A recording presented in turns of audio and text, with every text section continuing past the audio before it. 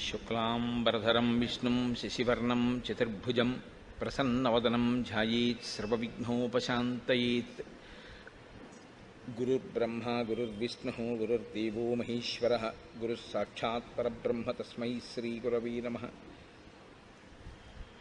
వ్యాసాయ విష్ణురూపాయ వ్యాసరూపాయ విష్ణవే నమో వై బ్రహ్మనిధయే వాసిష్ఠాయ నమో నమః. కూజంతం రామ రామేతి మధురం మధురాక్షరం ఆరుహ్య కవితాశాఖాం వందే వాల్మీకికోకిలం. శృతిస్మృతిపురాణానాం ఆలయం కరుణాలయం నమామి భగవత్పాదశంకరం లోకశంకరం.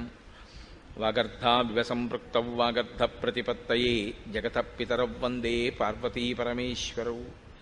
సూక్తిం సమగ్రేతున స్వయమేవ లక్ష్మీః శ్రీరంగరాజమహిషీ మధురైః కటాక్షైః. వైదగ్ధ్యవర్ణగుణగుంభనగౌరవైర్యాం కండూలకర్ణకుహరాः కవయోధయంతి.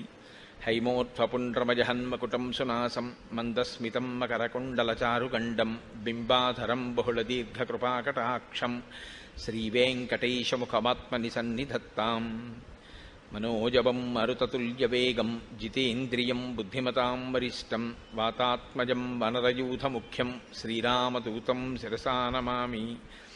ఆపదామపహర్తారం దాతారం సర్వసంపదాం లోకాభిరామం శ్రీరామం భూయో భూయో నమామ్యహం.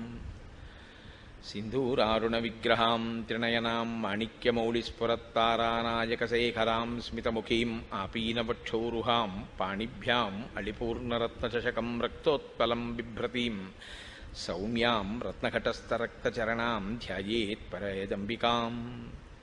హరి ఓం. పరమేశ్వర స్వరూపైన సభకి నమస్కారం.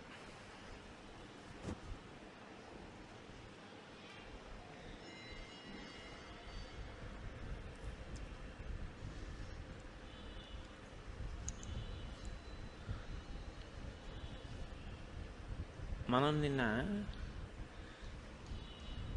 భరద్వాజ మహర్షి యొక్క తపశ్శక్తిని చూసి ఉన్నాం. మహానుభావుడు ఆయన యొక్క తపశ్శక్తి చేత స్మరించినంత మాత్రం చేత దేవతలందరి యొక్క అనుగ్రహాన్ని పొంది అన్ని లక్షల మంది పౌరులకు జానపదులకు సైన్యానికి ఆ వచ్చినటువంటి వాహనాలకి అన్నిటికీ ఆయన ఆహారాన్ని సమకూర్చినటువంటి విధానాన్ని విన్నాం. ఈ దేశంలో ఆ తపశ్శక్తి కలిగినటువంటి వారి యొక్క వైభవమే నిజానికి ఇంత గొప్ప పేరు ప్రఖ్యాతులు దేశానికి తీసుకొచ్చింది. మీరు రోజు ఆ చేసేటటువంటి గురు ప్రార్థనలో వింటుంటారు తపశ్చక్రవర్తి అని. ఆ తపస్సు ఈశ్వరుడు గురించి చేసినటువంటి తపస్సు వారితో పోదు. దానికి వచ్చిన గొప్పతనం ఏంటంటే ఒక పుణ్యకార్యాన్ని చేశాడనుకోండి, ఆ పుణ్యకార్యం చేసిన వాడి పుణ్యం ఆయన దాన్ని అనుభవించడంతో పోతుంది.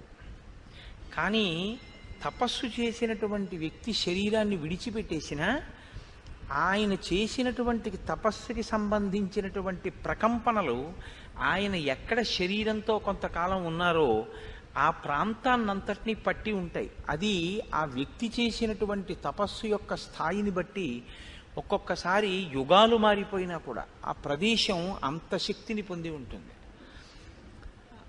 శృంగేరి పీఠం రావడానికి కారణం అటువంటి మహానుభావుడైన ఋష్యశృంగుడి వల్లే. ఋష్యశృంగుడు అక్కడ తపస్సు చెయ్యబట్టే యుగం మారిపోయినా కూడా అక్కడ ఒక పాము కప్పకి పడగబడితే శంకర భగవత్పాదాచార్య స్వామివారు అక్కడ ఋష్యశృంగుడి యొక్క తపో వైభవాన్ని గమనించి సమస్త ప్రాణులు ఒకదాని పట్ల ఒకటి సహజంగా ఉండవలసిన వైరాన్ని మరిచిపోయినటువంటి పవిత్ర భూమి కనుక నేను ఇక్కడ పీఠాన్ని పెడతాను అని శృంగేరి పీఠాన్ని పెట్టారు. అంత గొప్ప స్థితి ఆ తపస్సుది. భరద్వాజ మహర్షి యొక్క తపస్సు అంటే ఎలా ఉంటుందో నిన్నటి రోజున మనం ఆ వైభవాన్ని తిలకించి ఉన్నాం. వచ్చినటువంటి భరతుణ్ణి ప్రశ్న వేశాడు, నువ్వు ఎందుకు ఇలాగ నారచీర కట్టుకున్నావు, ఎందుకు ఇలా జటాజూటం కట్టుకున్నావు, దేని కొరకు నువ్వు ఈ అరణ్యానికి బయలుదేరి వచ్చావు, ఎందుకు నువ్వు ఇంత చిక్కిపోయి ఉన్నావు, నాకు కారణం చెప్పవలసింది అని. అంటే భరతుడి యొక్క ప్రధాన ప్రయోజనం రాముణ్ణి అరణ్యం నుంచి అయోధ్యకి తీసుకుని వెళ్ళడం. రాముణ్ణి అయోధ్యకి తీసుకువెళ్ళడము అంటే అదంత తేలికైన విషయం ఏం కాదు, చాలా చాలా కష్టం. అందుకే తనొక్కడే రాకుండా అన్ని లక్షల మందితో వచ్చాడు. ఒకటి, ఇంతమందిని చూస్తే ఇంతమంది కోరితే నేను పట్టుపట్టడం అంటే అది బాగుండదేమో అన్న భావన కలుగుతుంది అని ఒకటి. రెండు, తను చెప్పినప్పుడు ఎక్కడెక్కడ ఒక మంచి విషయం ఉన్నా దాన్ని సమర్థించేటటువంటి పెద్దలు ఉంటారు అన్నది రెండు. ఏ తల్లి వరమడిగిందో ఆ తల్లే భరతుడు మళ్ళీ రాముణ్ణి వెనక్కి రమ్మని అడుగుతున్నప్పుడు అంగీకరించి కూర్చుంటే రాముడు మెత్తబడతాడు అన్న కారణం మూడు. వశిష్ఠాది మహర్షులే వచ్చి మాట్లాడితే రాముడు తిరస్కరించడం అంత తేలిక కాదు అన్నది నాలుగు. ఈ కారణాలని దృష్టిలో పెట్టుకుని ఇంతమందితో కలిసి వెళ్ళాడు. కానీ రాముణ్ణి వెనక్కి తీసుకెళ్ళడం అనేటటువంటిది అంత తేలికైన విషయం కాదు. కాబట్టి ఇప్పుడు ఇది ఎలా ఉంటుందంటే, చాలా జటిలమైనటువంటి ఒక వ్యాజ్యంలో ఇద్దరు తలపండిపోయినటువంటి న్యాయవాదులు మాట్లాడుకుంటే ఎలా ఉంటుందో న్యాయస్థానంలో అలా ఉంటుంది. చాలా ఒకదాన్ని మించి ఒకటి శక్తివంతమైన ప్రతిపాదనలు తీసుకొస్తుంటాడు భరతుడు. ఇది ఎంత దూరం వెళ్ళిపోతుందంటే, మనం ఊహించడానికి వీలు లేని రీతిలో ఒకదాని తర్వాత ఒకటి ఆ ప్రతిపాదనలు తీసుకొస్తాడు. కానీ మనకు అనిపిస్తుంది రాముడు చేసేటటువంటి ప్రసంగాన్ని వినకపూర్వం, అమ్మో చాలా శక్తివంతంగా మాట్లాడుతున్నాడు, ఇప్పుడు ఎలా కాదండాం అనిపిస్తుంది. కానీ రాముడు ధర్మాన్ని ఎంత పట్టుకున్నాడో చూసినటువంటి స్థితి ఇవాళ ఉండేటటువంటి ఘట్టం రామచంద్రమూర్తి యొక్క ధార్మిక స్థితిని చూపిస్తుంది. మహోత్కృష్టమైనటువంటి ఘట్టంగా రామాయణంలో దీన్ని పెద్దలు భావన చేస్తారు. కాబట్టి ఇప్పుడు భరతుడు రామచంద్రమూర్తి ప్రశ్న వేస్తే అన్నాడు, ఆర్యం తాతః పరిత్యజ్య కృత్వా కర్మ సుదుష్కరం గత స్వర్గం మహాబాహు పుత్ర శోకాభిపీడితః స్త్రియా నియుక్త కైకేయ్య మమ మాత్రా పరంతప చకార సుమహత్ పాపం ఇదమాత్మ యశోహరం సారాజ్య ఫలమప్రాప్య విధవా శోకకర్షిత పతిష్యతి మహాఘోరే నిరయే జననీ మమ. ఆయన అన్నాడు, మన తండ్రి గారైనటువంటి దశరథ మహారాజు గారు చాలా పుణ్యాత్ముడు. ఆయన నీకు యవ్వరాజ్య పట్టాభిషేకం చెయ్యాలి అని సంకల్పం చేశాడు. కానీ మా అమ్మ కైకేయి నా హృదయం తెలుసుకోకుండా ఆయన్ని నిగ్రహించింది, 2 వరాలు అడిగింది. ఈవిడ పట్టిన పట్టుదలని కాదనలేక 2 వరాలు ఆ కైకమ్మకిచ్చి, కైకమ్మ పట్టుదల వల్ల నాకు రాజ్యాన్ని సంక్రమింపచేసి నిన్ను విడిచి ఉండలేక రాజు స్వర్గస్థుడయ్యాడు. ఇప్పుడు స్వర్గస్థుడైనటువంటి రాజు తన కార్యాన్ని పూర్తి చేసుకుని తను చెయ్యవలసినటువంటి పని తాను చేసి వెళ్ళిపోయాడు. మా అమ్మ విధవైపోయింది. నాకు జ్యేష్ఠునికి చెందవలసినటువంటి రాజ్యాన్ని తీసుకోవడం, అటువంటి పాపపు పని చెయ్యడం నాకు ఇష్టం లేదు. కాబట్టి ఈ మాట కేవలం నేను చెప్తున్నది కాదు, ఈ ప్రజలు, జానపదులు, పౌరులు, ఈ దేశవాసులు, మంత్రులు, వశిష్ఠాది మహర్షులు, పురోహితులు అందరి కోరిక. నేను కేవలం నీకు తమ్ముణ్ణి కాను, నేను నీకు శిష్యుణ్ణి కూడా. నేను నీ దగ్గర ఎన్నో ధార్మిక విషయాలు నేర్చుకున్నవాణ్ణి. కాబట్టి శిష్యుడు పుత్రుడితో సమానుడు. పైగా నేను నీకు తమ్ముణ్ణి. తండ్రి లేని కారణం చేత జ్యేష్ఠుడవైనటువంటి నీవే నాకు తండ్రి వంటి వాడవు. కాబట్టి నీ పాదములు పట్టి ప్రార్థన చేస్తున్నాను, నువ్వు తిరిగి వచ్చేయవలసింది అని మంత్రుల వంక చూపించాడు. చూపించన్నాడు, తదిదం శాశ్వతం పిత్రియం సర్వం ప్రకృతి మండలం పూజితం పురుష వ్యాఘ్ర నాతిక్రమితుమర్హసి. ఈ మంత్రులు ఇవ్వాల్టి వాళ్ళు కాదు, అనేక వేల సంవత్సరములుగా మన వంశాన్నంతటినీ కూడా వాళ్ళు కాపాడుతూ మనకి మంత్రాంగం చేస్తూ వస్తున్న వాళ్ళు. వాళ్ళు కేవలం నేనేదో చెప్పానని నాకు సమర్థించడానికి వచ్చేటటువంటి స్వభావం ఉన్నవారు కారు. ఇంతమంది మంత్రులు కదిలి వచ్చి ఇవాళ నేను చెప్పిన మాటని సమర్థించి నిన్ను వేడుకుంటున్నారు అంటే నువ్వు రాజ్యానికి తిరిగి రావలసినటువంటి అవసరం ఎంతటి బలమైనదో నువ్వు గమనించవలసింది. కాబట్టి నేను చేతులు జోడించి కన్నీరు కారుస్తూ దుఃఖంతో నాకు అక్కర్లేని రాజ్యాన్ని అమ్మ నా నెత్తిన రుద్దిందని పరమ బాధతో అడుగుతున్నాను. ఈ రాజ్యాన్ని నువ్వు తప్ప వేరొకరు వహించగలిగిన వాడు లేడు. కాబట్టి నువ్వు తిరిగి వచ్చేసేయి, ఈ రాజ్యాన్ని స్వీకరించు అంటే రాముడు అన్నాడు, కులీన సత్వసంపన్న తేజస్వీ చలితవ్రత. నీవు మంచి వంశంలో పుట్టినటువంటి వాడివి, సత్వగుణ సంపన్నుడవు, బలశాలివి, సత్ప్రవర్తన కలిగినటువంటి వాడివి, ఇటువంటి మంచి గుణములు కలిగినటువంటి నువ్వు ఇలా మాట్లాడడంలో ఏమీ ఆశ్చర్యం లేదు. కనుకనే రాజ్యాన్ని నీకు తండ్రి ఇచ్చినా కూడా నాకొద్దు, నువ్వే రాజ్యం పుచ్చుకో అంటున్నావు. అంతవరకు సరే. కానీ నేను ఒక్క మాట చెప్తాను, జాగ్రత్తగా విను. నదోషం తయి పశ్యామి సూక్ష్మమప్యరిసూదన నచాపి జననీం బాల్యాత్ త్వం విగర్హితుమర్హసి. మీ అమ్మని నువ్వు పదే పదే విమర్శిస్తున్నావు, మీ అమ్మని నింద చేస్తున్నావు. మా అమ్మ రాజ్యం పుచ్చుకుంది, మా అమ్మ రాజ్యం పుచ్చుకుంది అని. నేను నీతో ఒక మాట చెప్తాను, బాగా గమనించు. అసలు మీ అమ్మ చేసిన దాంట్లో లేదా మన అమ్మ చేసిన దాంట్లో నాకు లేశమాత్రం కించిత్ దోషం కూడా నాకెక్కడా కనపట్టలేదు. ఎందుకు కనపట్టలేదు అంటావేమో. నువ్వు రాజ్యానికి తిరిగి రావడం ఇష్టం లేక కైకమ్మ చేసినటువంటి పని సమర్థిస్తున్నాను అనుకుంటున్నావేమో. నేను నీతో ఒక ధర్మ సూక్ష్మం చెప్తాను, నువ్వు బాగా ఆలోచించు. కామకారో మహాప్రాజ్ఞ గురూణాం సర్వదా నఘః ఉపపన్నేషు దారేషు పుత్రేషు చ విధీయతే. తల్లి, తండ్రి, గురువు, ఈ ముగ్గురు అత్యంత గౌరవనీయమైనటువంటి వ్యక్తులు. వీళ్ళు వాళ్ళ బిడ్డల విషయంలో భృత్యులుగా, కింకరులుగా భావన చేసి వారి అభ్యున్నత కొరకు వారిని ఎక్కడ ఉంచాలని వాళ్ళు అనుకుంటారో అక్కడ ఉంచేటటువంటి అధికారం వాళ్ళకుంది. మనం ఎక్కడ ఉండాలనుకుంటున్నామో అక్కడ వాళ్ళు ఉంచాలని మనం కోరకూడదు. వాళ్ళు మననెక్కడ ఉంచుదాం అనుకున్నారో అక్కడ మనం ఉండడం మనకి శ్రేయస్కరం. అది ధర్మ సూక్ష్మం.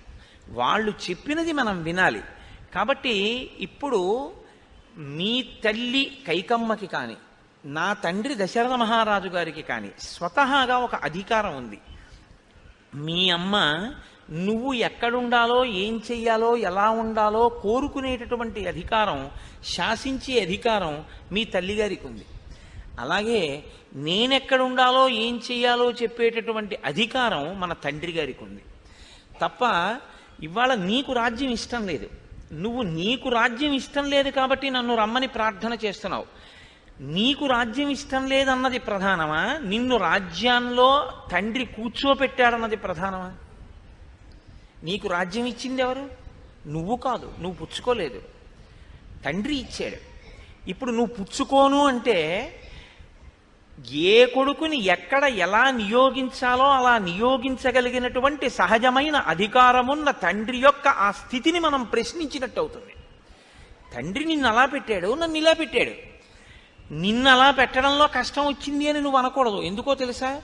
వనేవా చీరవసనం సౌమ్య కృష్ణాజినాంబరం రాజ్యేవాపి మహారాజో మాం వాసగితుమీశ్వర. ఆయన నన్ను కృష్ణాజినం కట్టుకుని అరణ్యంలో ఉండమని చెప్పినా ఆయన నాకు తండ్రే. కాదు నాన్న రామ నువ్వు రాజ్యం చేయి అని చెప్పినా నాకు తండ్రే. తండ్రి అంటే నన్ను ఎక్కడ, ఎందుకు, ఎలా నియోగించాలో అలా నియోగించడానికి పూర్తి స్వాతంత్ర్యము, అధికారము కలిగినటువంటి వాడు.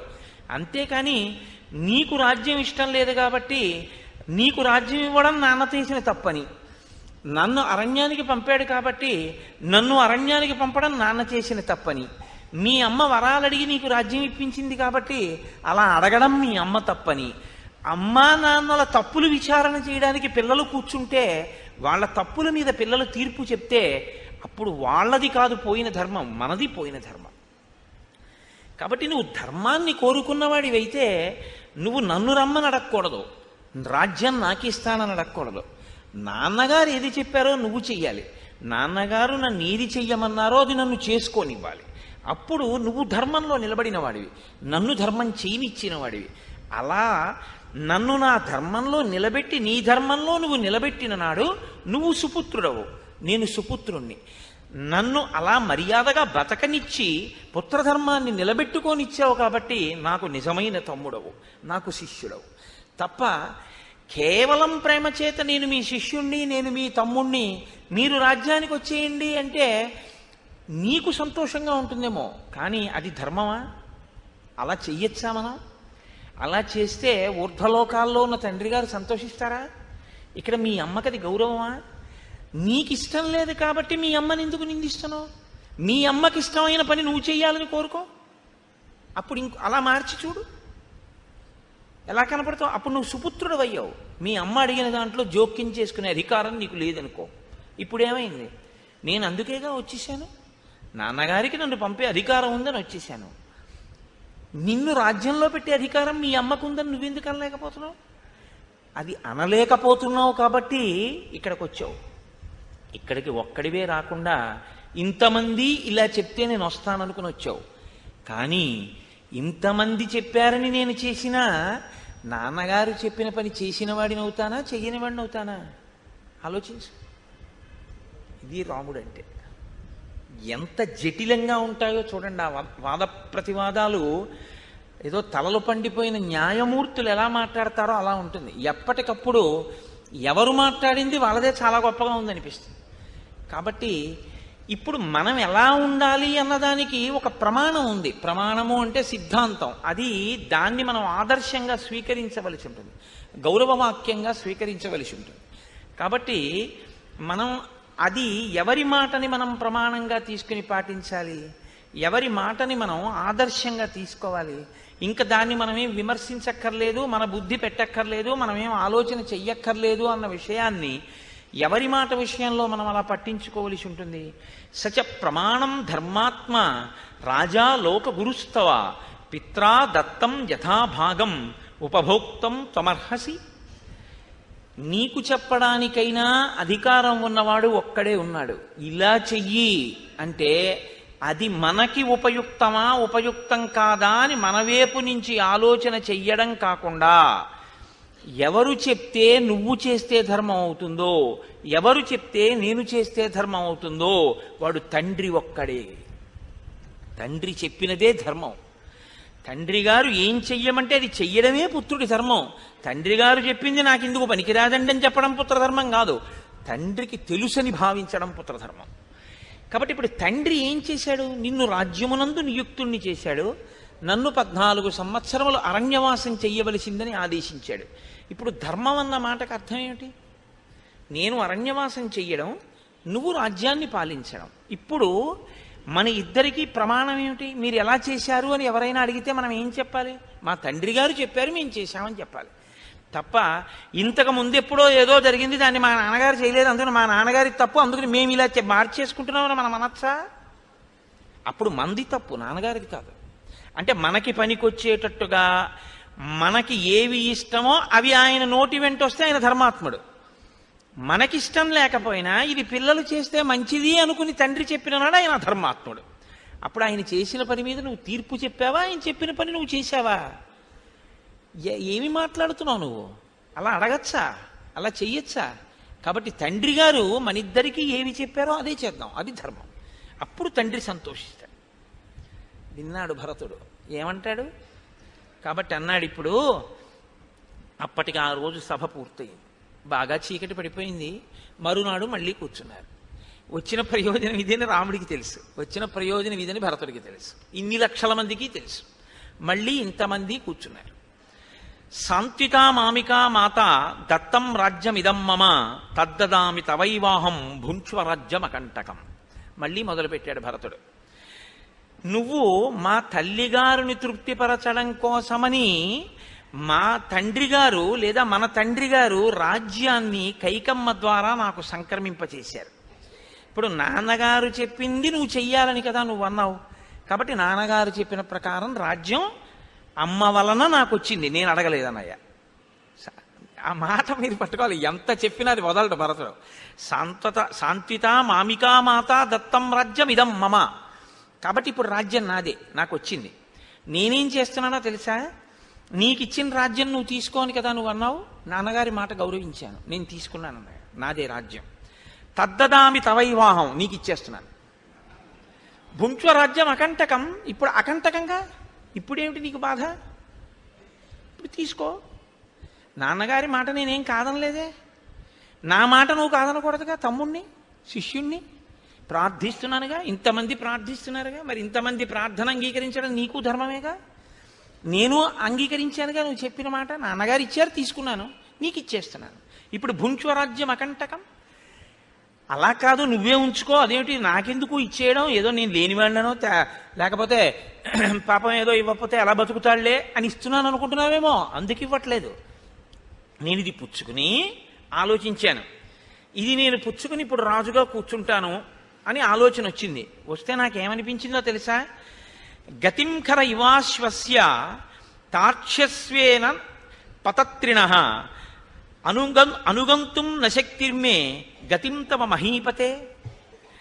ఒక గుర్రం ఒక గాడిద రెండూ చూడ్డానికి ఒక్కలా ఉంటాయి, ఉన్నాయి కదా అని గతింకర ఇవాశ్వస్య, గుర్రం ఎలా పరిగెడుతుందో అలా గాడిద పరిగెడదాం అనుకుందనుకో, పరిగెడుతుందా? అది అందంగా ఉంటుందా? అసహ్యంగా ఉంటుంది. అలాగే తార్క్ష్యస్వేవ పతత్రిణ, పతత్రిణ అంటే పక్షి. పక్షి గరుత్మంతుడి వంక చూసి, గరుత్మంతుడు పక్షే, నేను పక్షే, గరుత్మంతుడు ఎలా ఎగురుతున్నాడో నేను అలా ఎగురుతానని ఒక పక్షి అనుకుందనుకో, ఎగరగలదా? ఆయనలా ఎగరబోయే ప్రయత్నం చేస్తే ఏమవుతుంది? కింద పడుతుంది. గాడిద గుర్రంలా పరిగెత్తపోతే ఏమవుతుంది? అలా ఉన్నాననుకుని కింద పడుతుంది. పక్షి గరుత్మంతుడిని చూసి నేను పక్షిని ఎగిరితే ఏమవుతుంది? కింద పడుతుంది. నేను దశరథ మహారాజు గారి కొడుకునే, రాజ్యం నేనెందుకు తీసుకోకూడదని తీసుకుంటే ఇదిగో గాడిద కింద పడ్డట్టు పక్షి కింద పడ్డట్టు పడతాను, ఇది పరిపాలించడానికి నా సమర్థత చాలదు అని నాకు అర్థమైంది. నీకేదో లేదని నేను ఇవ్వట్లేదు, నువ్వు తప్ప పాలించేవాడు లేడు అని నిన్ను బ్రతిమాలుతున్నాను తీసుకోమని. ఇప్పుడేమి నీకు అభ్యంతరం? అమ్మో, ఎలా మాట్లాడుకుంటారండి! న్యాయస్థానాల్లో కూడా ఉండదు ఈ వాదన, అంత గొప్పగా మాట్లాడతాడు భరతుడు. అంటూ అన్నాడు, ఎప్పుడూ కూడా అన్నయ్య, ప్రపంచంలో పుట్టుక చేత కొంతమందికి కొన్ని లక్షణాలు ఉంటాయి. కొందరు పుట్టుక చేత ఉత్తములై ఉంటారు, కొందరు పుట్టుక చేత మధ్యములై ఉంటారు, కొందరు పుట్టుక చేత అంతకన్నా కింది స్థాయిలో ఉంటారు. దాన్ని ఏమి చేసి కూడా నువ్వు మార్చేయడం అన్నది కుదరదు, అది సంభవం అయ్యేటటువంటి విషయం కాదు. ఎందుచేత అంటే ఒక ఉత్తముడైనటువంటి వాడు ఉన్నాడు అనుకోండి, ఆయన ప్రజ్ఞ వేరు, ఆయన ప్రజ్ఞా విశేషం వేరు. ఆయన ప్రజ్ఞా విశేషం నీకు రావాలి అంటే నువ్వు ఆయనలా నిర్ణయం చేయడం, నువ్వు ఆయనలా ఆ కార్యక్రమాన్ని చెయ్యగలిగినటువంటి దక్షత నీకు ఎప్పుడూ రాదు. ఎందుకంటే ప్రచోదయాత్, ఆయన బుద్ధి యందు గాయత్రికి ఉన్నటువంటి అనుగ్రహం అటువంటిది, అందుకని ఆయన వాక్కుకున్న సమర్థత అటువంటిది. అందుకని అలా నడుస్తుంది ఉత్తముడైన వాడికి. అన్నయ్య, నువ్వు ఉత్తముడివి, ఉత్తముడు చేయవలసిన పని చెయ్యకుండా చాలా కింది స్థాయి వాడు చేయవలసిన పని చేస్తే అసహ్యంగా ఉంటుంది, అలా చేయకూడదు. ఉత్తముడు నడిపించాలి, కాబట్టి చాలామందికి శ్రేయస్సుని ఉత్తముడు కల్పించాలి. ఎందుకంటే ఆ సమర్థత ఆయన యందు ప్రకాశించింది కాబట్టి. ప్రకాశించని వాడు ఏం చేయాలి? తనంత తాను ప్రకాశించలేడు కనుక ఉత్తముడైన వాడిని అనుగమించాలి. అనుగమిస్తే ఏమవుతుంది? ఆయన ఫలితాల్ని ఈయనకి కట్టబెడతాడు తీసుకొచ్చి. కాబట్టి అన్నయ్య, పుట్టుకతో ఆ స్థితి ఉంది. ఇవాళ నీకు రాజ్యం ఇస్తాను, నేను వెళ్ళి అడుగుతాను అంటే ఇన్ని లక్షల మంది ఎందుకు వచ్చారు? నువ్వు ఉత్తముడవు కనుక. కాబట్టి నీకు రాజ్యం వెళ్ళాలన్నయ్య. ఇప్పుడు నేను ఇవ్వడం, నువ్వు పరిపాలించడం నువ్వు నమ్మకపోయినా, పోనీ అలా అంటున్నావు నువ్వు నాకు రాజ్యం ఇచ్చేయడానికి అని అంటావేమో, నువ్వు ఉత్తముడువు అనడానికి ఇంకింతకన్నా సాక్ష్యాధారం ఏమిటి? కాబట్టి నువ్వు రాజ్యం తీసుకోవాలి, అంతేకాని నేను తీసుకోను అంటే ఏమిటనయ్యా? అలా అనకూడదు, తప్పది. ఉత్తముడు తన ప్రజ్ఞని దాచుకున్నట్టు అవుతున్నప్పుడు. నడిపించవలసిన వాడు నడిపించకుండా కూర్చున్నాడు అనుకోండి, పాడైపోయిన వాళ్ళు పాడైపోవడానికి కారణం ఉత్తముడే అవుతాడు. ఎందుకని? ఆయన నడిపించి ఉంటే ఆ ప్రయోజనాన్ని పొంది ఉండేవాళ్ళు. నువ్వు నడిపించద్దు మమ్మల్ని అన్నారు అనుకోండి, ఆయన ఓ మూలకెళ్ళి కూర్చున్నాడు అనుకోండి, నాకెందుకంటే వాళ్ళు అడగనప్పుడు కూర్చున్నాడు అనుకోండి, తప్పు లేదు. ఏమయ్యా నువ్వు మమ్మల్ని నడిపించవయ్యా అని బతిమాలి బామాలి ఏడ్చి తలకొట్టుకుని కాళ్ళ మీద పడినా భీష్మిస్తే వీళ్ళందరూ పాడైపోతే ఎవరిదా పాపం? ఉత్తముడిదే. ఉత్తముడైన వాడు అలా ఎప్పుడైనా చేస్తాడా? చెయ్యడుగా. మరి నువ్వు ఉండిపోతానంటే ఏమిటి? నీకు జటలేమిటి, నీకు నార చీరలేమిటి, నువ్వు అరణ్యవాసం ఏమిటి, నీకు తపశ్చర్య ఏమిటి? ఇంద్రుడు దేవతల్ని పరిపాలించినట్టు నువ్వు కోసం ఈ భూమండలాన్ని పరిపాలించాలి. నువ్వు పుట్టిందే అందుకు. నువ్వు అది మానేసి ఇక్కడ కూర్చుంటానంటే ఏమిటన్నాయా? నీ స్థితికి అది తగదు, అలా ఉండకూడదు. నువ్వు ఉత్తముడివి, లోకము యొక్క ప్రయోజనాన్ని నువ్వు చూడవలసి ఉంటుంది అంటూ ఆయన అన్నాడు. దశరథుడు రాజ్యం ఇచ్చాడు కాబట్టి నువ్వు అనుభవించని కదా అంటున్నావు. కానీ నేను నీకు ఒక మాట చెప్పనా? ఇవ్వడము అనేటటువంటి దాంట్లో త్రికరణ శుద్ధి ఉండాలి. ఇద్దాము భరతుడికి అన్న లక్షణం దశరథుడికి మొదటి నుంచి ఉంటే నేను పుచ్చుకునేవాడిని. నాన్నగారు అసలు ఎప్పటి నుంచో పాపం రాముడు ఇంత బాగా చేయలేడు, భరతుడికే రాజ్యం ఇద్దాం అనుకుంటే అన్నయ్య నేను పుచ్చుకునేవాడిని.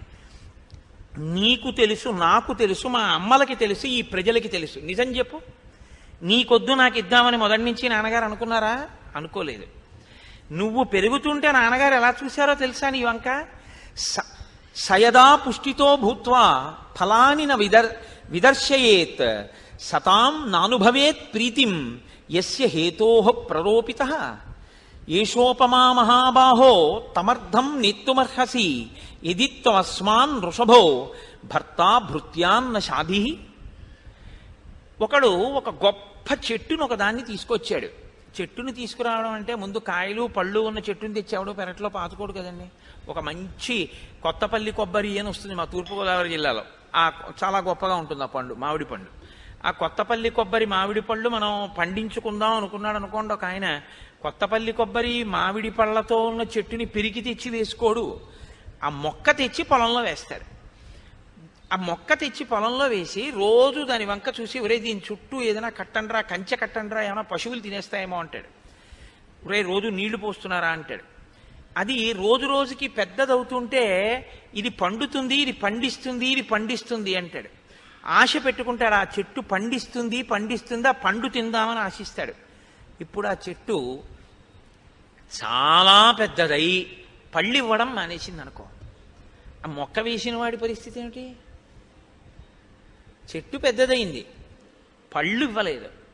చెట్టు పెద్దదవడం కావాలా, పళ్ళు ఇవ్వడం కావాలా? పళ్ళు ఇవ్వడం కోసం పెద్దదవడం కావాలి, కానీ పెద్దదవడం కోసం పెద్దదవడం కోరుకోలేదు ఆ వ్యక్తి వేసినవాడు. అన్నయ్య, నువ్వు పెరిగి పెద్దవాడివై రాజ్యాన్ని సుసంపన్నంగా పరిపాలిస్తావనేటటువంటి పళ్ళిస్తావని పెరుగుతున్న మొక్కని చూసినట్టు చూశాడు తండ్రి దశరథుడు. నువ్వు తీరా పెరిగి పెద్దవాడివై పరిపాలన చేయడం అనే పండివ్వకుండా నేను వెళ్ళి అరణ్యంలో కూర్చుంటాను అనడం చెట్టు పళ్ళివ్వకపోవడం లాంటిది. ఇది ఎలా కుదురుతుందన్నయ్య? దశరథ మహారాజు గారు నాకు రాజ్యం ఇద్దామని మొదటి నుంచి అనుకోలేదు. నిన్ను పెరుగుతుంటే రోజు చూసి ఈ రాముడే యువరాజు అవుతాడు, ఈ రాముడు రాజారాముడు అవుతాడు, ఈ రాముడు నా తర్వాత పరిపాలన చేస్తాడు, ఈ లోకమంతా ఎంత సుఖిస్తుందో అని ఎదురు చూశాడు ఎదురు చూశాడు ఎదురు చూశాడు. ఇప్పుడు చెప్పు, నాకు ఇద్దామనుకున్నాడా నాన్నగారు? అనుకోలేదు. మరి ఎందుకు ఇచ్చాడు? మా అమ్మ నిగ్రహించింది కాబట్టి ఇచ్చాడు. ఇప్పుడు ఇచ్చాడు ఇచ్చాడు అని నువ్వు అంటున్నావే, అది ఇవ్వాలని ఇచ్చింది కాదు అన్నయ్య, ఇవ్వకుండా ఉండడం తప్ప మార్గం లేక ఇచ్చింది. కాబట్టి ఇప్పుడు నిజంగా ఆయన ఇప్పుడు సంతోషిస్తాడు. ఇవ్వకుండా ఉండడం తప్ప మార్గం లేని రీతిలో ఆయనని బలవంతం చేసి ఏ తల్లి నాకు ఈ రాజ్యాన్ని ఇప్పించిందో ఆ తల్లే వచ్చింది. కాబట్టి దాన్ని నేను నీకు ఇచ్చేస్తే ఇప్పుడు నువ్వు పుచ్చుకొని పరిపాలిస్తే ఆయన ఇక్కడ లేకపోయినా ఎక్కడో ఉన్నా అమ్మయ్యా నా రాముడు రాజయ్యాడని సంతోషిస్తాడు, వీళ్ళందరూ సంతోషిస్తారు. అంతేకాని నేను రానయ్యా, నేను అడవిలోనే కూర్చుంటాను, ఇదే ధర్మం నాన్నగారు చెప్పారంట ఏమిటన్నయ్యా? నాన్నగారు చెప్పింది త్రికరణ శుద్ధిగా అలాగా చెప్పింది, అలా అనలేదుగా. కాబట్టి రాజ్యం తీసుకోవాలి. ఇప్పుడు ఎలా వచ్చాడో చూడండి భరతుడు. అంటే రాముడు అన్నాడు, నాయనా నేను నీకు ఒక మాట చెప్తాను చూడు, ఈ లోకంలో అన్నీ కూడా నశించిపోయేటటువంటివి. ఈ లోకంలో ఉన్నది ఏది కూడా నశించకుండా శాశ్వతంగా ఉండిపోయేది అన్నది ఏదీ ఉండదు. ఒక భర్త యొక్క భార్య కానీ, భార్య యొక్క భర్త కానీ, భార్యాభర్తల యొక్క బిడ్డలు కానీ, వారి తల్లిదండ్రులు కానీ, వారు కట్టుకున్న ఇళ్ళు కానీ, వారికి ఉన్న పొలాలు కానీ, ఏవైనా కానివ్వండి, అన్నీ ఈ లోకంలో ఏదో ఒక నాటికి నశించిపోతాయి. నశించకపోవడం అనేటటువంటిది ఏది ఉండదు ఈ లోకంలో. పుట్టినటువంటి ప్రతి వ్యక్తి మరణించక తప్పదు, మరణిస్తాడు. కాబట్టి ప్రతి శరీరము వెళ్ళిపోతుంది. దృఢమైన స్తంభములతో ఒక ఆయన ఇల్లు కట్టాడు. ఇల్లు కడితే అది అలా ఉండిపోతుందా? ఉండదు, అది కూడా పడిపోతుంది. ఈ లోకంలో పోకడేమిటంటే తథైవ సీదంతి నరా జరామృత్యు వశంగతాః. జర అంటే వృద్ధాప్యము చేత మృత్యువు చేత గ్రసింపబడతాడు ప్రతివాడు కూడా. ఈ రెండిటి చేత పట్టుకోబడతాడు, పారిపోలేడు. కాబట్టి అందరూ పడిపోతారు. అలాగే నాన్నగారు కూడా శరీరాన్ని విడిచిపెట్టేశారు. నాన్నగారి శరీరం కూడా పడిపోయింది. ఎందుకు చెప్తున్నాడు ఈ మాటలు? ఎంత జాగ్రత్తగా చెప్తాడో చూడండి, ఎక్కడికి వెళ్ళి చెప్తాడో చూడండి. ఆత్మానమనుశోచత్వం కిమన్యమనుశోచసి ఆయుస్తే హీయతే యస్య స్థితస్య చ గతస్య చ.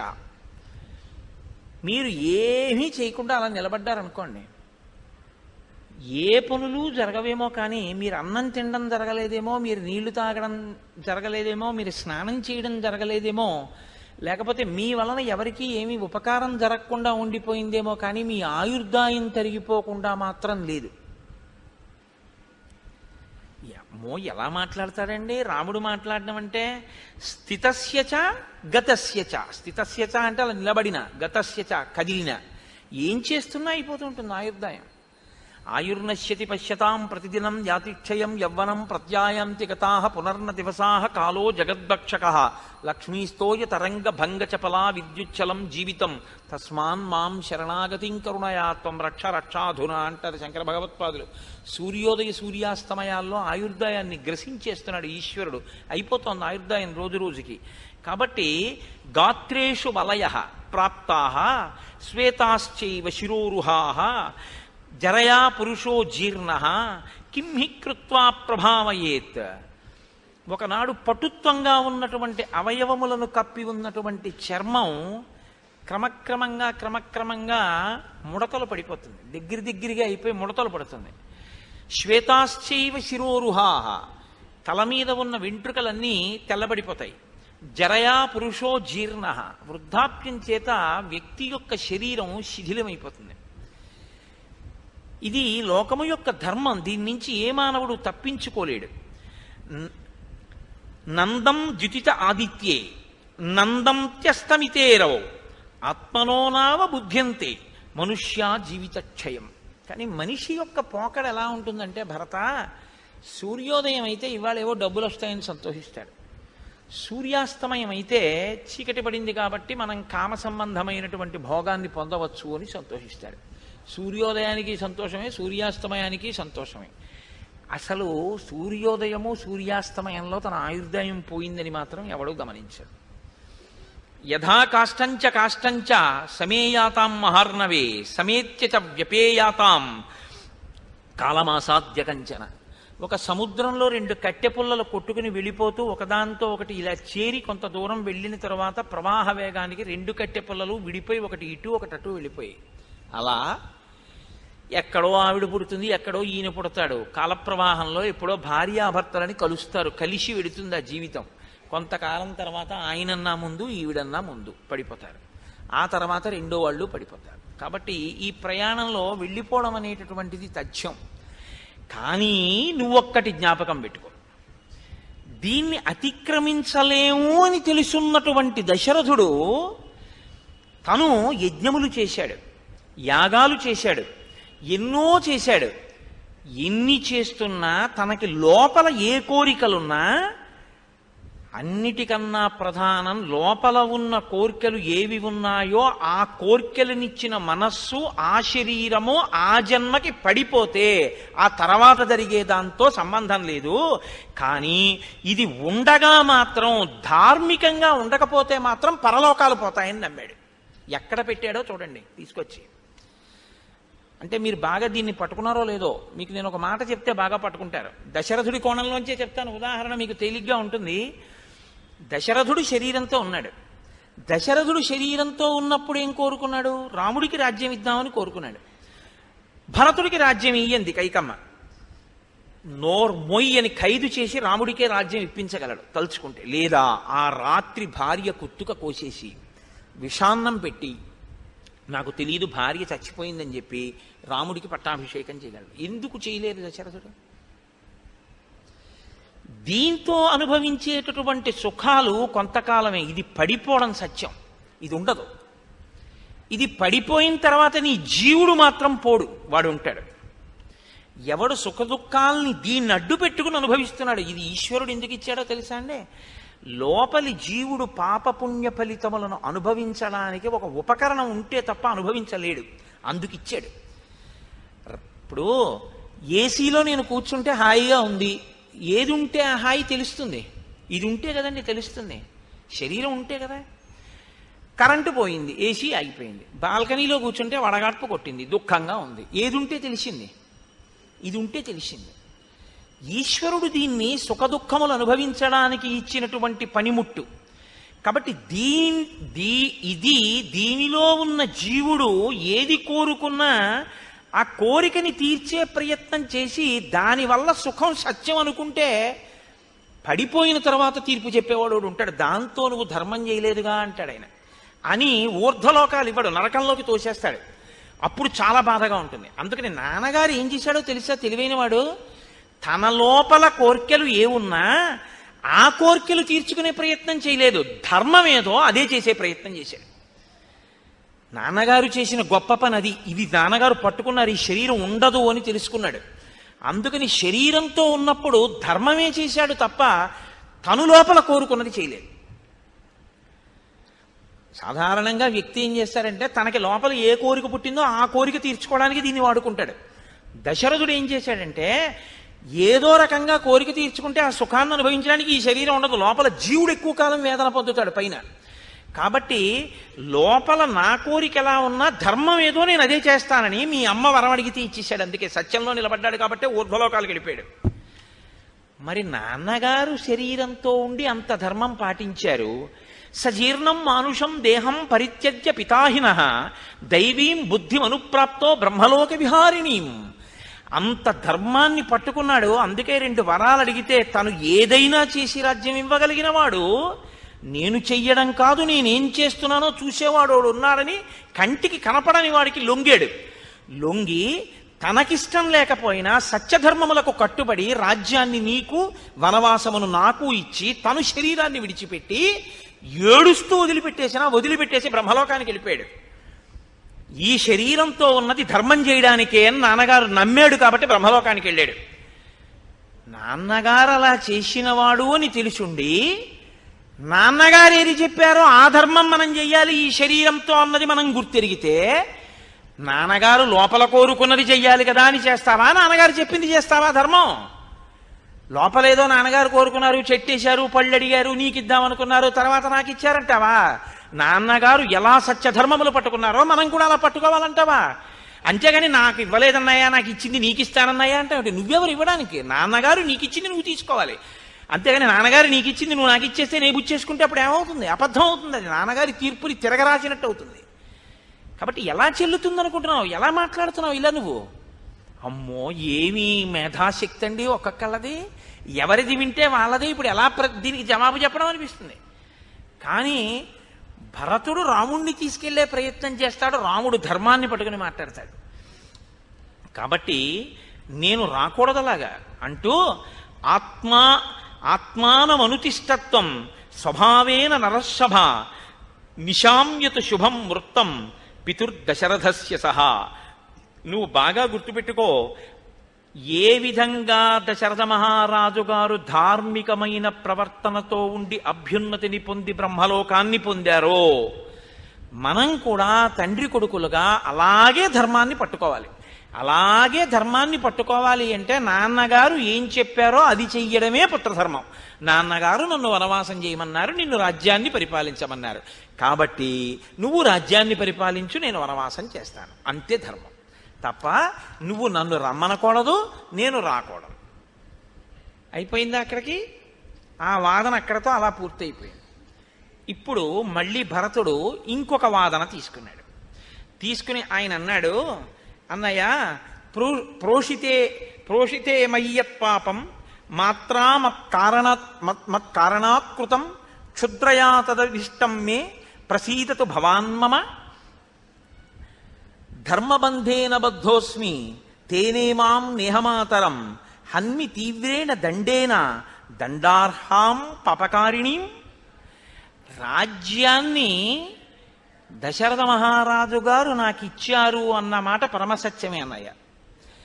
నాన్నగారు తనంత తానిచ్చారా, లేకపోతే నాన్నగారు నాకు రాజ్యం ఇవ్వడంలో మధ్యలో ఎవరైనా ఉన్నారా?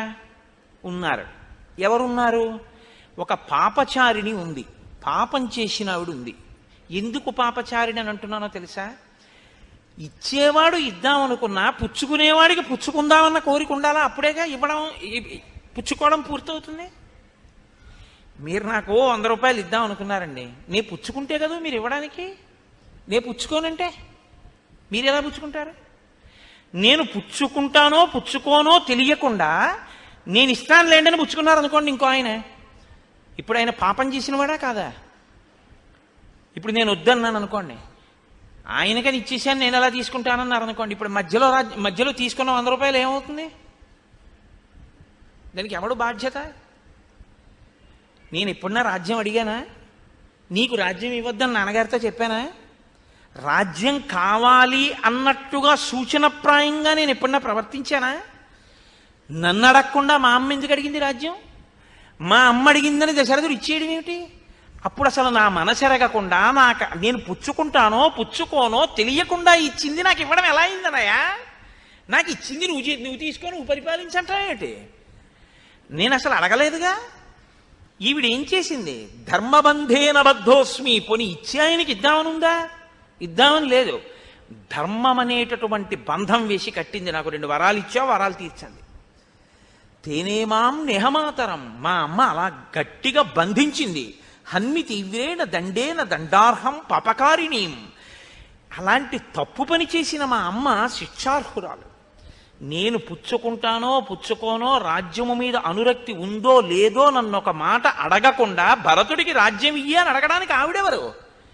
అదే రూపాయి కాసు కాదు, లేకపోతే మిఠాయిండ కాదు, పోన్లే ఈయన పుచ్చుకోపోతే ఇంకోటికి ఇచ్చేద్దాం అనడానికి రాజ్యం అన్నయ్య. ఆవిడ ఎలా అడిగింది అసలు? అలాగా అడిగితే మాత్రం అన్నయ్య నేను ఇలా అన్నానని అనుకోవద్దు, నేను ఏమైనా అంటే నువ్వు కోప్పడతావు, సభాముఖంగా అసలనను. తాతం నవ పరిగర్హేయం దైవతం చేతి సంసది. నాన్నగారు దేవుడు, నేను కాదన్న మహానుభావుడు, బ్రహ్మలోకానికి వెళ్ళాడు. ఎందుకని చనిపోయిన వాడి గురించి తప్ప అసలు మాట్లాడకూడదు, తండ్రిని అసలు మాట్లాడకూడదు. కాబట్టి నాన్నగారు మహాత్ముడు, ఇంకంతకన్నా నేనేం మాట్లాడను. కానీ అన్నయ్య ఓ దోషం ఉంది కదా, మంత్రులను అడగలేదు, నన్ను అడగలేదు. ఎరా మీ అమ్మ నీకిమ్మంటోంది రాజ్యం, పుచ్చుకుంటావా అని నన్ను ఒక మాట అడిగుంటే ఎలా ఉండేదో.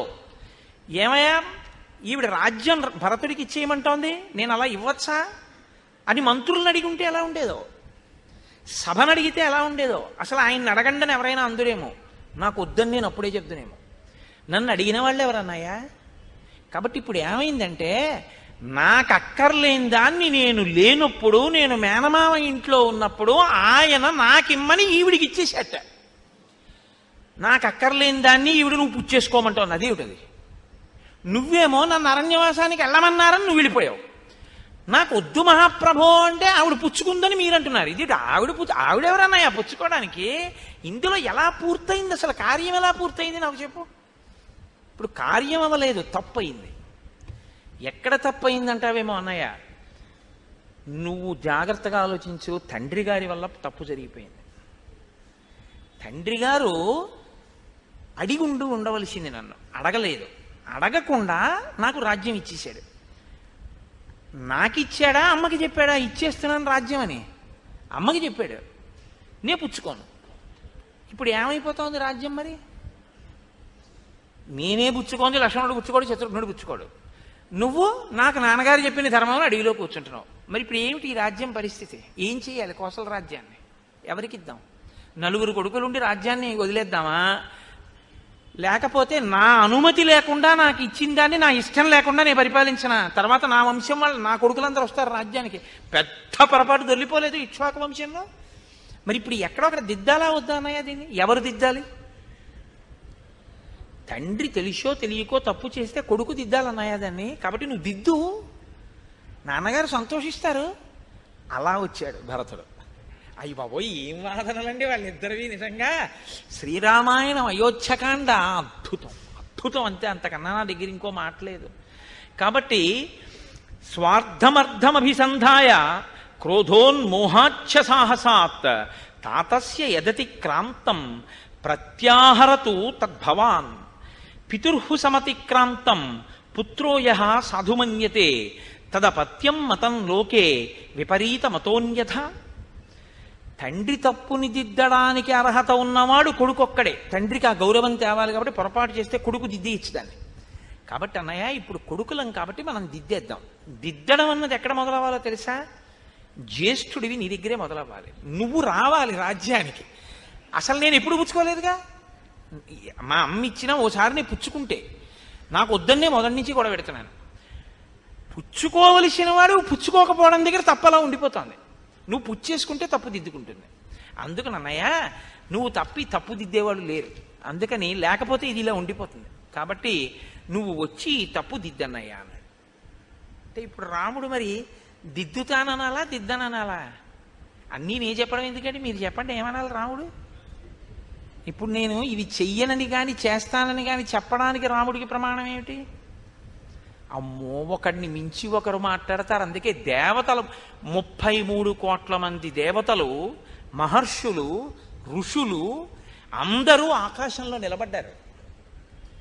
ఇంత గొప్ప చర్చ ఇప్పటి వరకు జరగలేదు లోకంలో.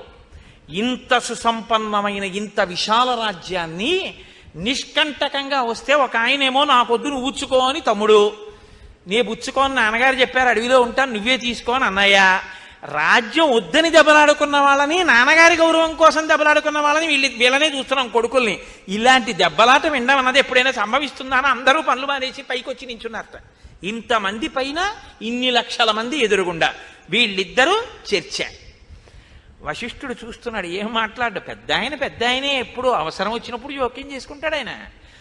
కాబట్టి ఇప్పుడు రాముడు అన్నాడు, చిన్నవాడివి నీకేం తెలుసు, నీకు తెలియదు.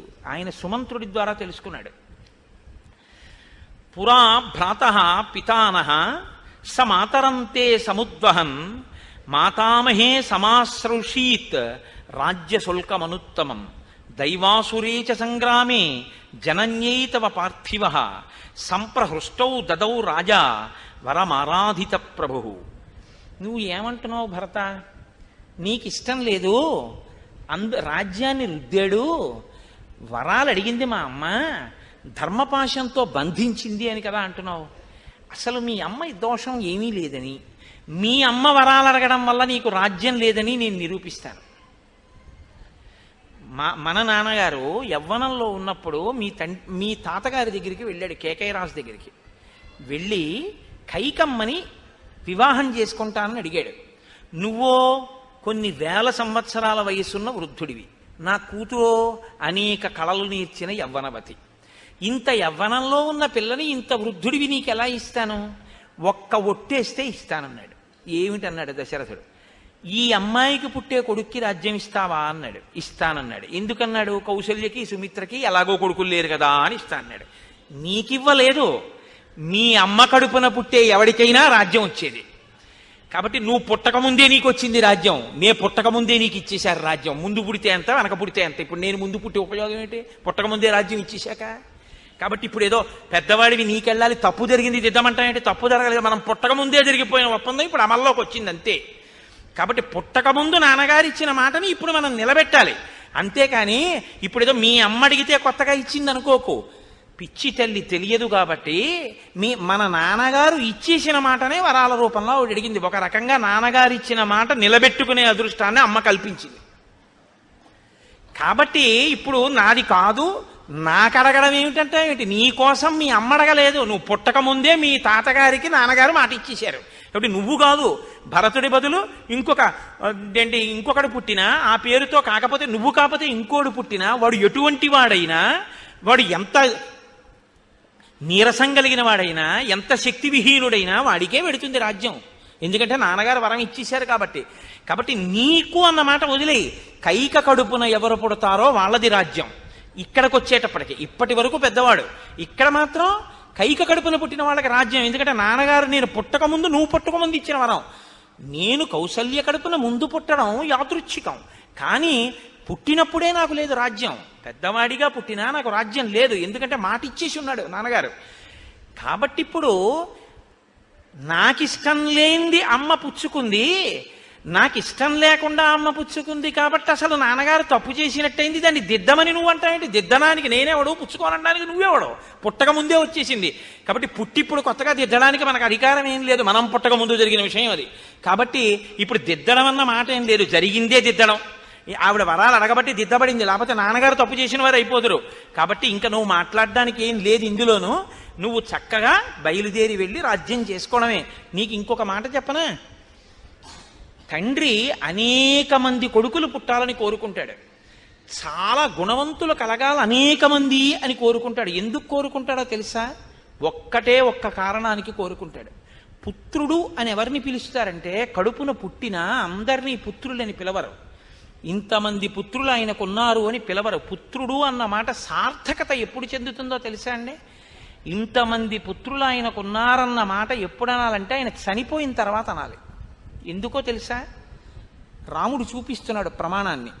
పున్నాంనో నరకాద్యాస్మాత్ పితరం త్రయతే సుతః తస్మాత్ పుత్ర ఇతి ప్రోక్తః పితॄన్ యతి పాతి వా సుతః ఏష్టవ్యా బహవః పుత్ర గుణవంతో బహుశ్రుతాః తేషాం వై సమవేతానాం అపి కశ్చిద్ గయాం వ్రజేత్.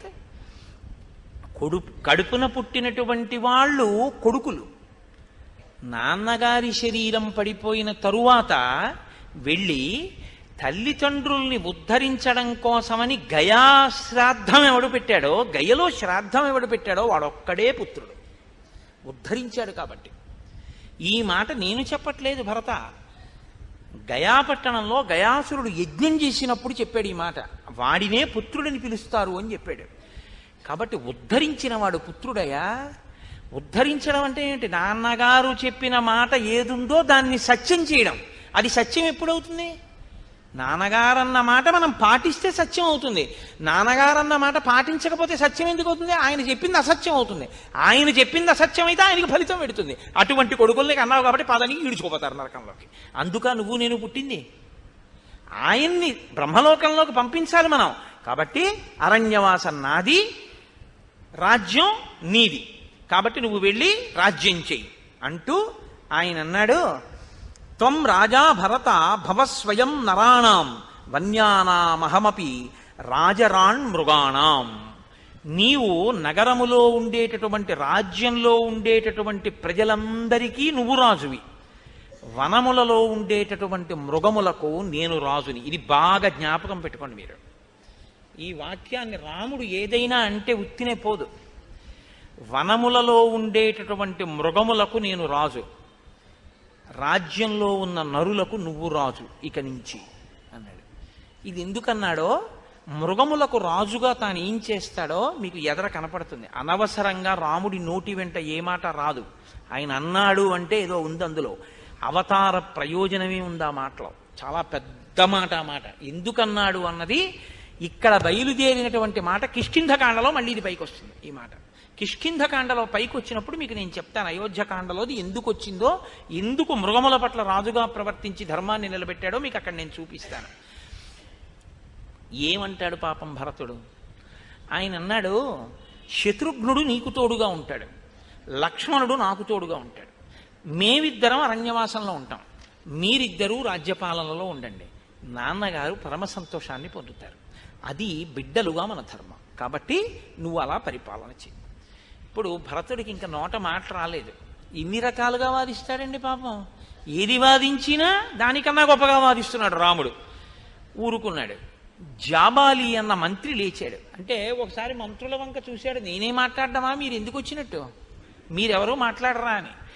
జాబాలి అన్న మంత్రి లేచన్నాడు, కహ కస్య పురుషో బంధు కిమాప్యం కస్యకేనచిత్ ఇదేకో జాయతే జంతు ఏక ఏవ వినశ్యతి.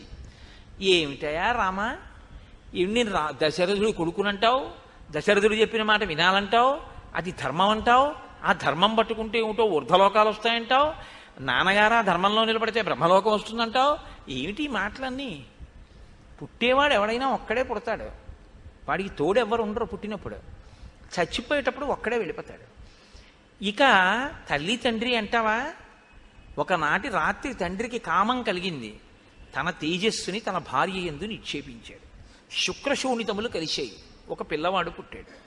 దానికి ఏదో పెద్ద మా నాన్నగారు మా అమ్మగారు అంతంత పెద్ద పెద్ద మాటలు మాట్లాడకు, ఎవరి త్రోవ వాళ్ళదు. మీ నాన్నకి కామం కలిగింది, మీ అమ్మ యందు తన వీర్యాన్ని నిక్షేపించాడు, నువ్వు పుట్టావు. ఏడి మీ నాన్న వెళ్ళిపోయాడు, మీ అమ్మ వెళ్ళిపోతుంది, ఎవడి త్రోవ వాడదు. సుసంపన్నమైన రాజ్యం వస్తే హాయిగా ఏలుకుని భోగం అనుభవించక ఏమిటి పిచ్చి? ఎవడు చెప్పాడు? ఇప్పుడు మా నాన్నగారు ఏమిటి, మా అమ్మగారు ఏమిటి, ధర్మం ఏమిటి, సత్యం ఏమిటి, ఏమిటి పిచ్చి మాటలన్నీ ఎందుకు వచ్చింది? ఇవన్నీ చూడొచ్చావా? దశరథుడు బ్రహ్మలోకంలోకి వెళ్ళాడో లేదో, ఆయన్ని నువ్వు సత్యంలో నిలబెట్టేసి అరణ్యంలో ఉండిపోతే ఆయనకి పుణ్యం వచ్చిందో లేదో నువ్వు చూడొచ్చావా? బాగా నచ్చుతుంది మనకి ఈ వాదన. మనకంటే మీ వంటి ప్రాజ్ఞులకు కాదు, నా వంటి అల్పుడికి.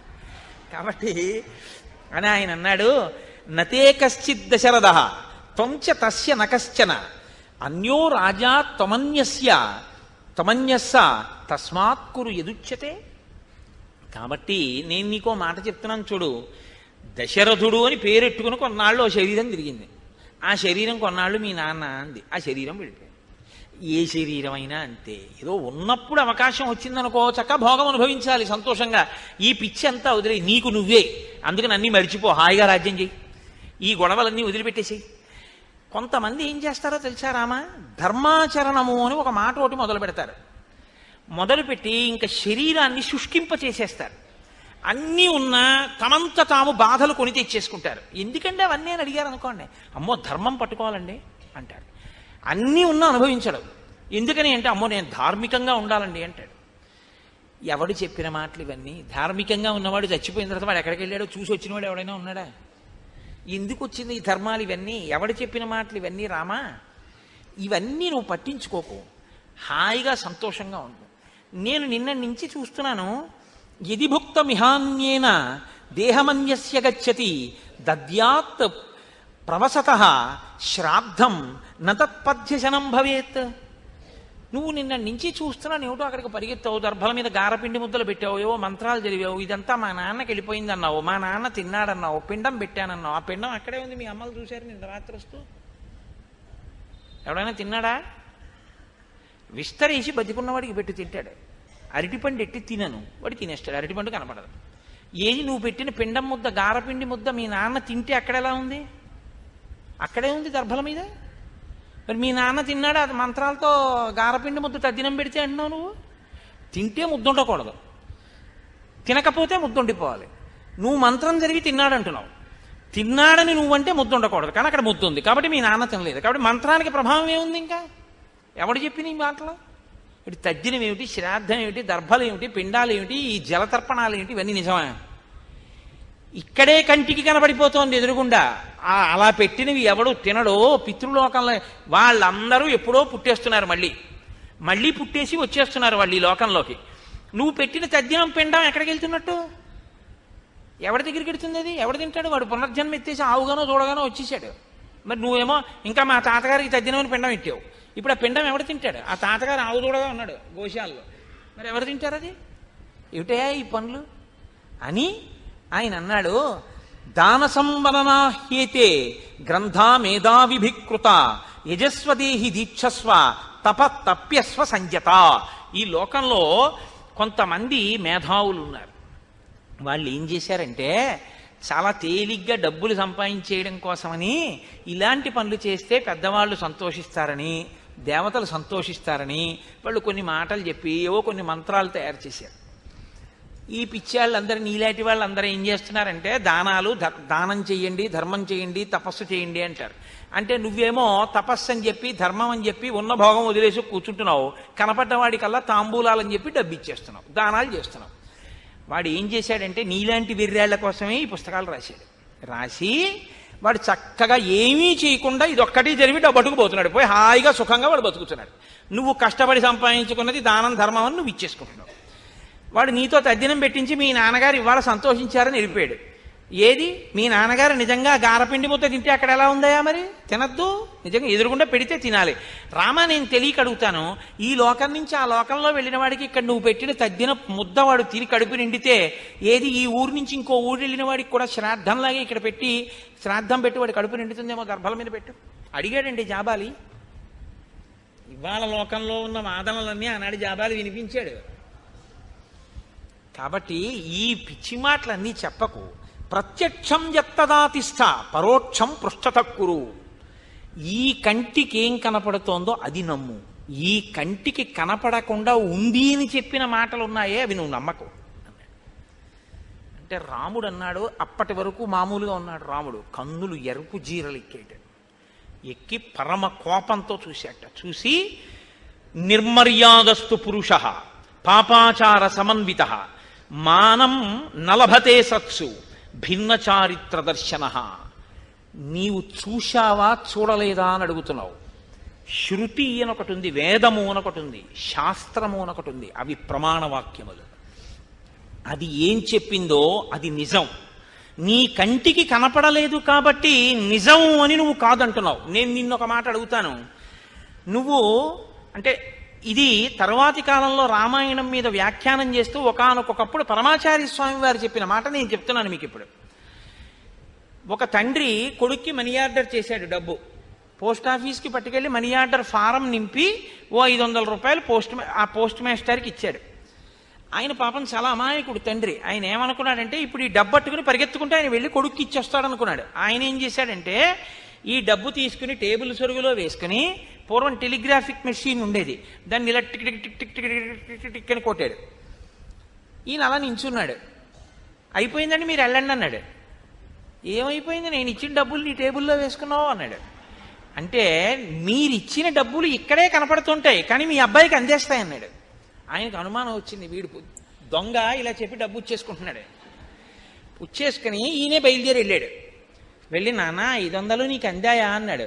అదేంటి నాన్నగారు నిన్న మధ్యాహ్నమే ఇచ్చేసారే పట్టుకొచ్చి అన్నాడు. నాన్న ఎదురుగుండా టేబుల్లో వేసుకున్నాడు, అతను రాలేదు, నీకు ఎలా వచ్చిందిరా 500 అన్నాడు. 500 ఇక్కడవి ఇక్కడే కనపడుతున్నా ఇలా ఇలా ఇలా అంటే అక్కడికి 500 వెళ్ళిపోతే నీ కంటికి నమ్ముతున్నావే. వేద ప్రమాణము చేసిన మంత్రముల వలన గారపిండి ముద్ద అక్కడే ఉన్న తండ్రికి దక్కిందని ఎందుకు నమ్మలేకపోతున్నావు? శ్రాద్ధమునకు వేదము ప్రమాణము. నీవు చూడలేదని అబద్ధాలనకు. నువ్వు చూడలేదని నువ్వు వేదం చెప్పినటువంటి ప్రమాణాన్ని తప్పించి ప్రవర్తిస్తే వేదానికి వచ్చేటటువంటి లోటే ఉండదు. పాడైపోయేది ఎవడన్నా ఉంటే నువ్వే పాడైపోతావు. తప్పుడు మాటలు ప్రచారం చేసి నువ్వు పాటించకుండా పోయినందుకు నువ్వు పాడవుతావు, నిన్ను కన్నవాళ్ళు పాడవుతారు. నిర్మర్యాదస్తు పురుష, మర్యాద తప్పినవాడు వీడికి కట్టుబాటు లేదంటారు. నువ్వు ఇలాంటివే ఒప్పుకోనప్పుడు వేదంలో చెప్పిన ఏ కట్టుబాటు నీకు అక్కర్లేదు. అప్పుడు పశువుకి మనిషికి తేడా లేకుండా బతుకుతావు. పాపాచార సమన్విత, పాపముతో కూడిన ఆచారమును అవలంబిస్తావు. మానం నలభతే సత్సు, పెద్దవలైనటువంటి వారు ఎవ్వరూ గౌరవించనటువంటి ప్రవర్తన కలుగుతుంది. భిన్న చారిత్ర దర్శన, ప్రవర్తన అనుమానాస్పదంగా ఉంటుంది. కామవృత్తస్త్వయం లోక కృత్స్న సముపవర్తతే యదృత్తాః సంతి రాజానః తద్వృత్తాః సంతి ప్రజా. రాజైనటువంటి వాడే శాస్త్రాన్ని నమ్మకుండా వేదాన్ని నమ్మకుండా తనిష్టం వచ్చినట్టు ఈ కంటికి కనపడేదే సత్యమని భోగాల్ని అనుభవించమని ఇష్టం వచ్చిన ప్రచారాలు చేసి రాజ్య పరిపాలన చేస్తే ఆ ప్రభు ఎటువంటి వాడో ప్రజలు కూడా అలాగే తయారవుతారు. ఇంకా లోకంలో వ్యవస్థ అన్న మాట ఎక్కడుంటుంది? ధర్మం అన్నది కట్టు తప్పిపోతుంది. లోకంలో శాంతి ఉండదు.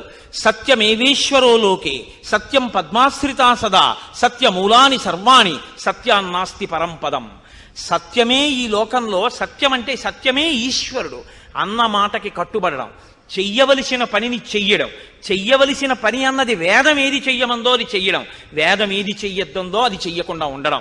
అదే సత్యం. సత్యమేవేశ్వరో లోకే సత్యం పద్మాశ్రితా సదా సత్యమూలాని సర్వాణి సత్యాన్నాస్తి పరంపదం. అటువంటి సత్యం కన్నా పరంపదం ఇంకోట్లేదు. అదియే లక్ష్మి, అదియే సమస్తం. కాబట్టి నేను అలాగే చేస్తాను. అసత్య సంధస్య సతః చలస్యా స్థిరచేతస నైవ దేవాన పితరః ప్రతీచ్ఛంతీతి నశ్రుతం.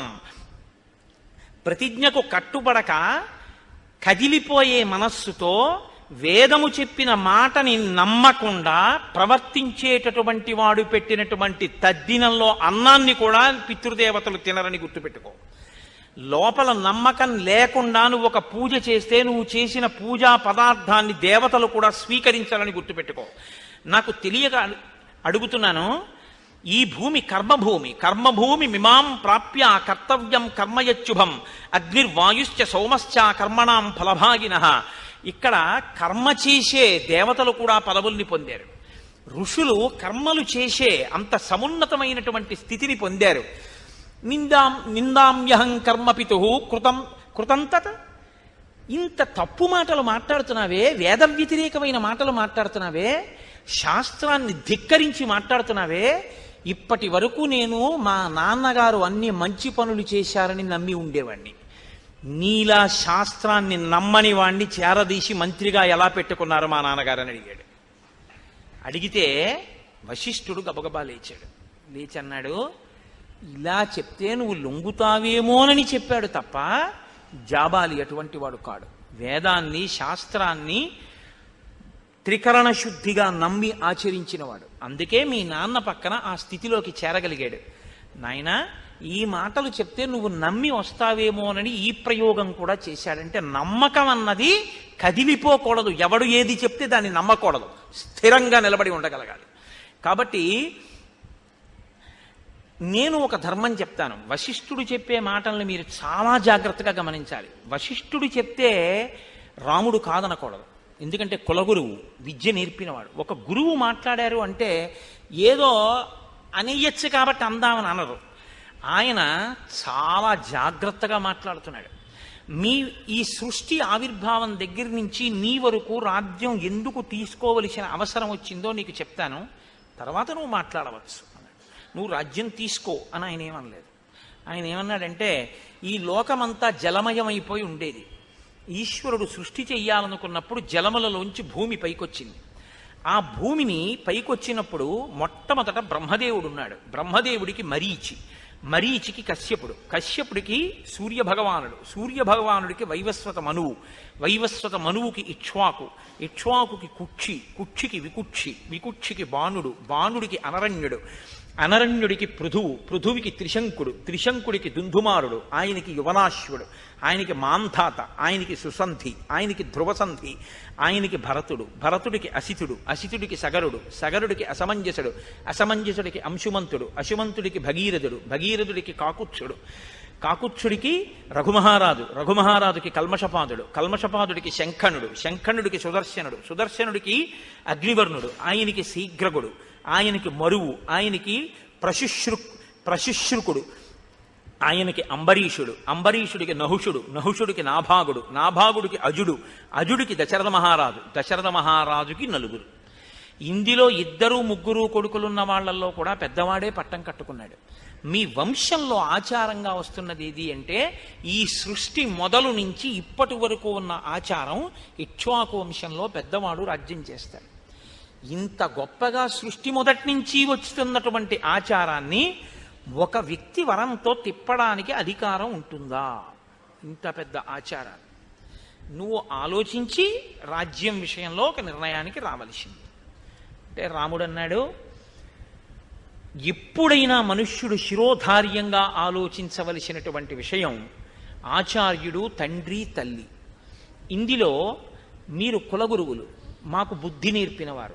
నాకు మీరు మొదటి నుంచి నేర్పిన బుద్ధి ధర్మాన్ని పట్టుకో.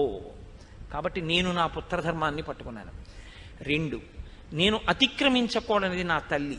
నా తల్లి కౌసల్య, నువ్వు ధర్మమునందే ఉన్నావు, అడవికి వెళ్ళమంది. నా ఇంకొక తల్లి కైకమ్మ వనవాసం చేయమని ఆజ్ఞాపించింది. సుమిత్ర వనవాసం చేయమని లక్ష్మణుణ్ణి పంపింది. నా తండ్రి నన్ను అరణ్యవాసం చేయమని నియోగించాడు. కాబట్టి నాకు ఎవరి మాట శిరోధార్యమో వారి ముగ్గురు యొక్క అనుమతితోటే ఈ అరణ్యవాసం ప్రారంభమైంది. కాబట్టి నేను వెనక్కి రావలసిన అవసరం నాకు కనపట్టలేదు. నేను వనవాసమే చేయవలసి ఉంది, అదే ధర్మం. వశిష్ఠుడు మాత్రం ఏమంటాడండి? ఇప్పుడు ఇంకా భరతుడికి ఎక్కడలేని కోపం వచ్చింది. పైగా అక్కడ ఉన్న పౌరుల్ని, జానపదుల్ని అడిగారు, మీరేం అడగరే అని. అంటే వాళ్ళు అన్నారు, మాకు రాముడు చెప్పింది సత్యంగా కనబడుతోంది, మేమేమనమన్నారు. అంటే ఆయనకి కోపం వచ్చి ఆయన ఏమన్నాడంటే, ఇహమే స్థండిలే శీఘ్రం కుశనాస్తర సారథే ఆర్యం ప్రత్యుపవేక్ష్యామి యావన్మేన ప్రసీదతి అనాహారో నిరాలోకో ధనహీనో యథాద్విజ శేష్యే పురస్తాచ్ఛాలయా యావన్ న ప్రతియాస్యతి. నేను ఇక్కడే భరతుడు అలా ఎదురుగుండా కూర్చుని ఉండగా ఈయన ముందు దర్భలు పరుచుకుంటాను.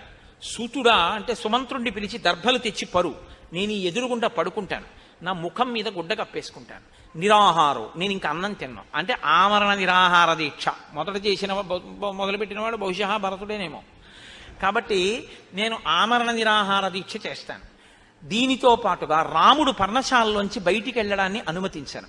కాబట్టి నేను అడ్డంగా పడుకుంటాను, నా మించి దాటి వెళ్ళాలి. పిల్లల మించి దాటకూడదుగా, చిన్న వయసు ఉన్న వాళ్ళ మించి పెద్ద వయసు ఉన్న వాళ్ళు ఎవరి మీద దాటరు. కాబట్టి దాటి వెళ్ళాలంటే ఘొరావు చేసిన వాడు కూడా బహుశా రామాయణంలో మొదట భరతుడేనేమో. Gherao and fast and to death, ఈ రెండు భరతుడే ప్రారంభం చేసినట్లు నాకు అనిపిస్తోంది. కాబట్టి ఇలా నేను పడుకుంటాను. రాముడు రాజ్యం పుచ్చుకుంటాడో నా మరణాన్ని కాంక్షిస్తాడో ఆయన ఇష్టం అన్నాడు. అంటే రాముడు అన్నాడు నవ్వి, ఉత్తిష్టత్వం మహాబాహో మాంచ స్పృశ తథోదకం. నాయనా, నువ్వు చాలా తప్పు మాట మాట్లాడుతున్నావు. తనని తాను రక్షించుకోవడానికి తన భుజబలాన్ని ప్రదర్శించకూడని రీతిలో జన్మించిన బ్రాహ్మణుడి వంటి వాడు బలవంతుడు తన ఐశ్వర్యాన్ని లాగేసుకుని తిరిగి ఇవ్వకపోతే అలా అడ్డంగా పడుకోవచ్చు తప్ప, నువ్వు క్షత్రియుడవు. నేను ధర్మం మాట్లాడితే నువ్వు అధర్మంగా నువ్వు పుచ్చుకోపోతే అడ్డం పడుకుంటాను, నేను నిరాహార దీక్ష చేస్తాననొచ్చా? శరీరాన్ని శోషింప చేయకూడదు ప్రకృతికి విరుద్ధంగా. చచ్చిపోయే వరకు అన్నం తిన్ను అన్న మాట చాలా తప్పు. కాబట్టి ఇప్పుడు నువ్వు తప్పు చేశావు కాబట్టి ఆ తప్పుని ఎందు ఉండిపోకూడదంటే ప్రాయశ్చిత్తం చేసుకోవాలి. ప్రాయశ్చిత్తం అంటే ఆ తప్పు పోవడానికి ఇంకో కర్మ చెయ్యాలి. ఏ కర్మ చేస్తే పాపం వచ్చిందో ఆ కర్మ యొక్క పాపం పోవడానికి ఇంకో కర్మ చెయ్యాలి. ఆ కర్మ ఒకసారి లేచి కూర్చుని ఆచమనం చేయి, నన్ను ఒకసారి ముట్టుకో అన్నాడు. అంటే ధార్మికుణ్ణి ముట్టుకోవాలి. దేవతలు ఋషులు అందరూ కూడా ఏమన్నారంటే రాముడు చెప్పిందే ధర్మం. మేము ఇటువంటి సభ ఇప్పటి వరకు చూడలేదు, ఇటువంటి కొడుకుల్ని చూడలేదు. కానీ భరత, నువ్వు ఆయన చెప్పినట్టే నీరు ముట్టుకుని ఆచమనం చేసి రాముణ్ణి ముట్టుకో అన్నారు. అనేసరికి భరతుడు లేచాడు, ఆచమనం చేశాడు. రాముడు అన్నాడు, విక్రీతమాహితం క్రీతం యత్పిత్రా జీవితామా న తల్లోపయితుం శక్యం మయావా భరతేనవా. మా తండ్రి గారు ఒకసారి అమ్మేసింది కానీ, మా నాన్నగారు కొన్నది కానీ, మా నాన్నగారు ఇచ్చేసింది కానీ మార్చే అధికారం మాకు లేదు. కాబట్టి నేను రాను, అరణ్యవాసం వదిలి. అనేన ధర్మశీలేన వనాత్ ప్రత్యాగత పునః భ్రాత్రా సహ భవిష్యామి పృథివ్యాః పతిరుత్తమ. నేను 14 ఏళ్ల అరణ్యవాసం చేస్తానంటానేంటి? అలా చెయ్యడానికి కుదిరేటటువంటి విషయం కాదు. నేను మళ్ళీ 14 సంవత్సరములు పూర్తయి వనము నుంచి తిరిగి వచ్చిన తరువాత మాత్రం ఈ సోదరులతో కలిసి రాజ్యం వెళుతాను. అప్పటి వరకు మాత్రం నేను రాను అన్నాడు. అంటే అంటూ భరతుడితో ఒక మాట చెప్పాడు. కామాద్వా తాత లోభాద్యా మాత్రా తుభ్యమిదం కృతం నతన్మనసి కర్తవ్యం వర్తితవ్యంచ మాతృవత్. అమ్మ ఏ పని చేసిందో ఆ పనిలో దోషం చూసి అదే పనిగా కైకమ్మని నిందించడం మాత్రం నువ్వు చెయ్యవద్దు. అమ్మని గౌరవంగా చూస్తూ ఇంటికి వెళ్ళి రాజ్యం చెయ్యి. ఈ మాటలు అన్నాక భరద్వాజ మహర్షి దగ్గర చెప్పారు. ఈ సర్గలో చెప్పరు కానీ వశిష్ఠుడు త్రికాలవేది, రాముడు రాడన్న విషయం వశిష్ఠుడికి తెలుసు. అందుకని ఆయన ఏం చేశాడంటే భరతుడి బుద్ధి తెలుసు, రాముడి బుద్ధి తెలుసు. మీరు ఇక్కడ చాలా జాగ్రత్తగా మాట్లాడాలి. ఇదే పాదుకా పట్టాభిషేకానికి పునాది. త్రికాలవేది అయినటువంటి వశిష్ఠుడికి రాముడి యొక్క బుద్ధి తెలుసు, భరతుడి యొక్క బుద్ధి తెలుసు. మీరు ఇది బాగా పట్టుకోవాలి. రాముని యొక్క బుద్ధి ధర్మం, భరతుని యొక్క బుద్ధి ధర్మం. రాముని ధర్మం అరణ్యవాసంలో ఉంటాడు, భరతుడి ధర్మం రాముడికి చెందవలసిన రాజ్యం తను చేయడు. కాబట్టి ఇప్పుడు పరిష్కారం ఏమిటి? న్యాసం. న్యాసం అంటే ఏమిటి? రాజ్యం రాముడిదే, ఆయన రాజ్యాన్ని కొన్నాళ్ళు భరతుడు పరిపాలిస్తాడు. తనదని కాదు, రాముడి రాజ్యం. రాముడు 14 ఏళ్ళు నువ్వు చూస్తుండు, నేను వస్తానన్నాడు. ఆయన వచ్చేదాకా ఈయన చూస్తుంటాడు. ఎంత జాగ్రత్తగా చూస్తాడు? ఆయన వచ్చిన తర్వాత ఆయన రాజ్యాన్ని ఆయన వృద్ధితో అప్పచెప్పేయాలి తప్ప నాది మాత్రం కాదు. నాది కాని దాన్ని, ఆయనదైన దాన్ని ఆయన కోసమనే ఆయనకి పరిపాలించి పెడుతున్నాను. నేను ఆయన కింకరుణ్ణి కాబట్టి. ఇది న్యాసబుద్ధి అంటారు.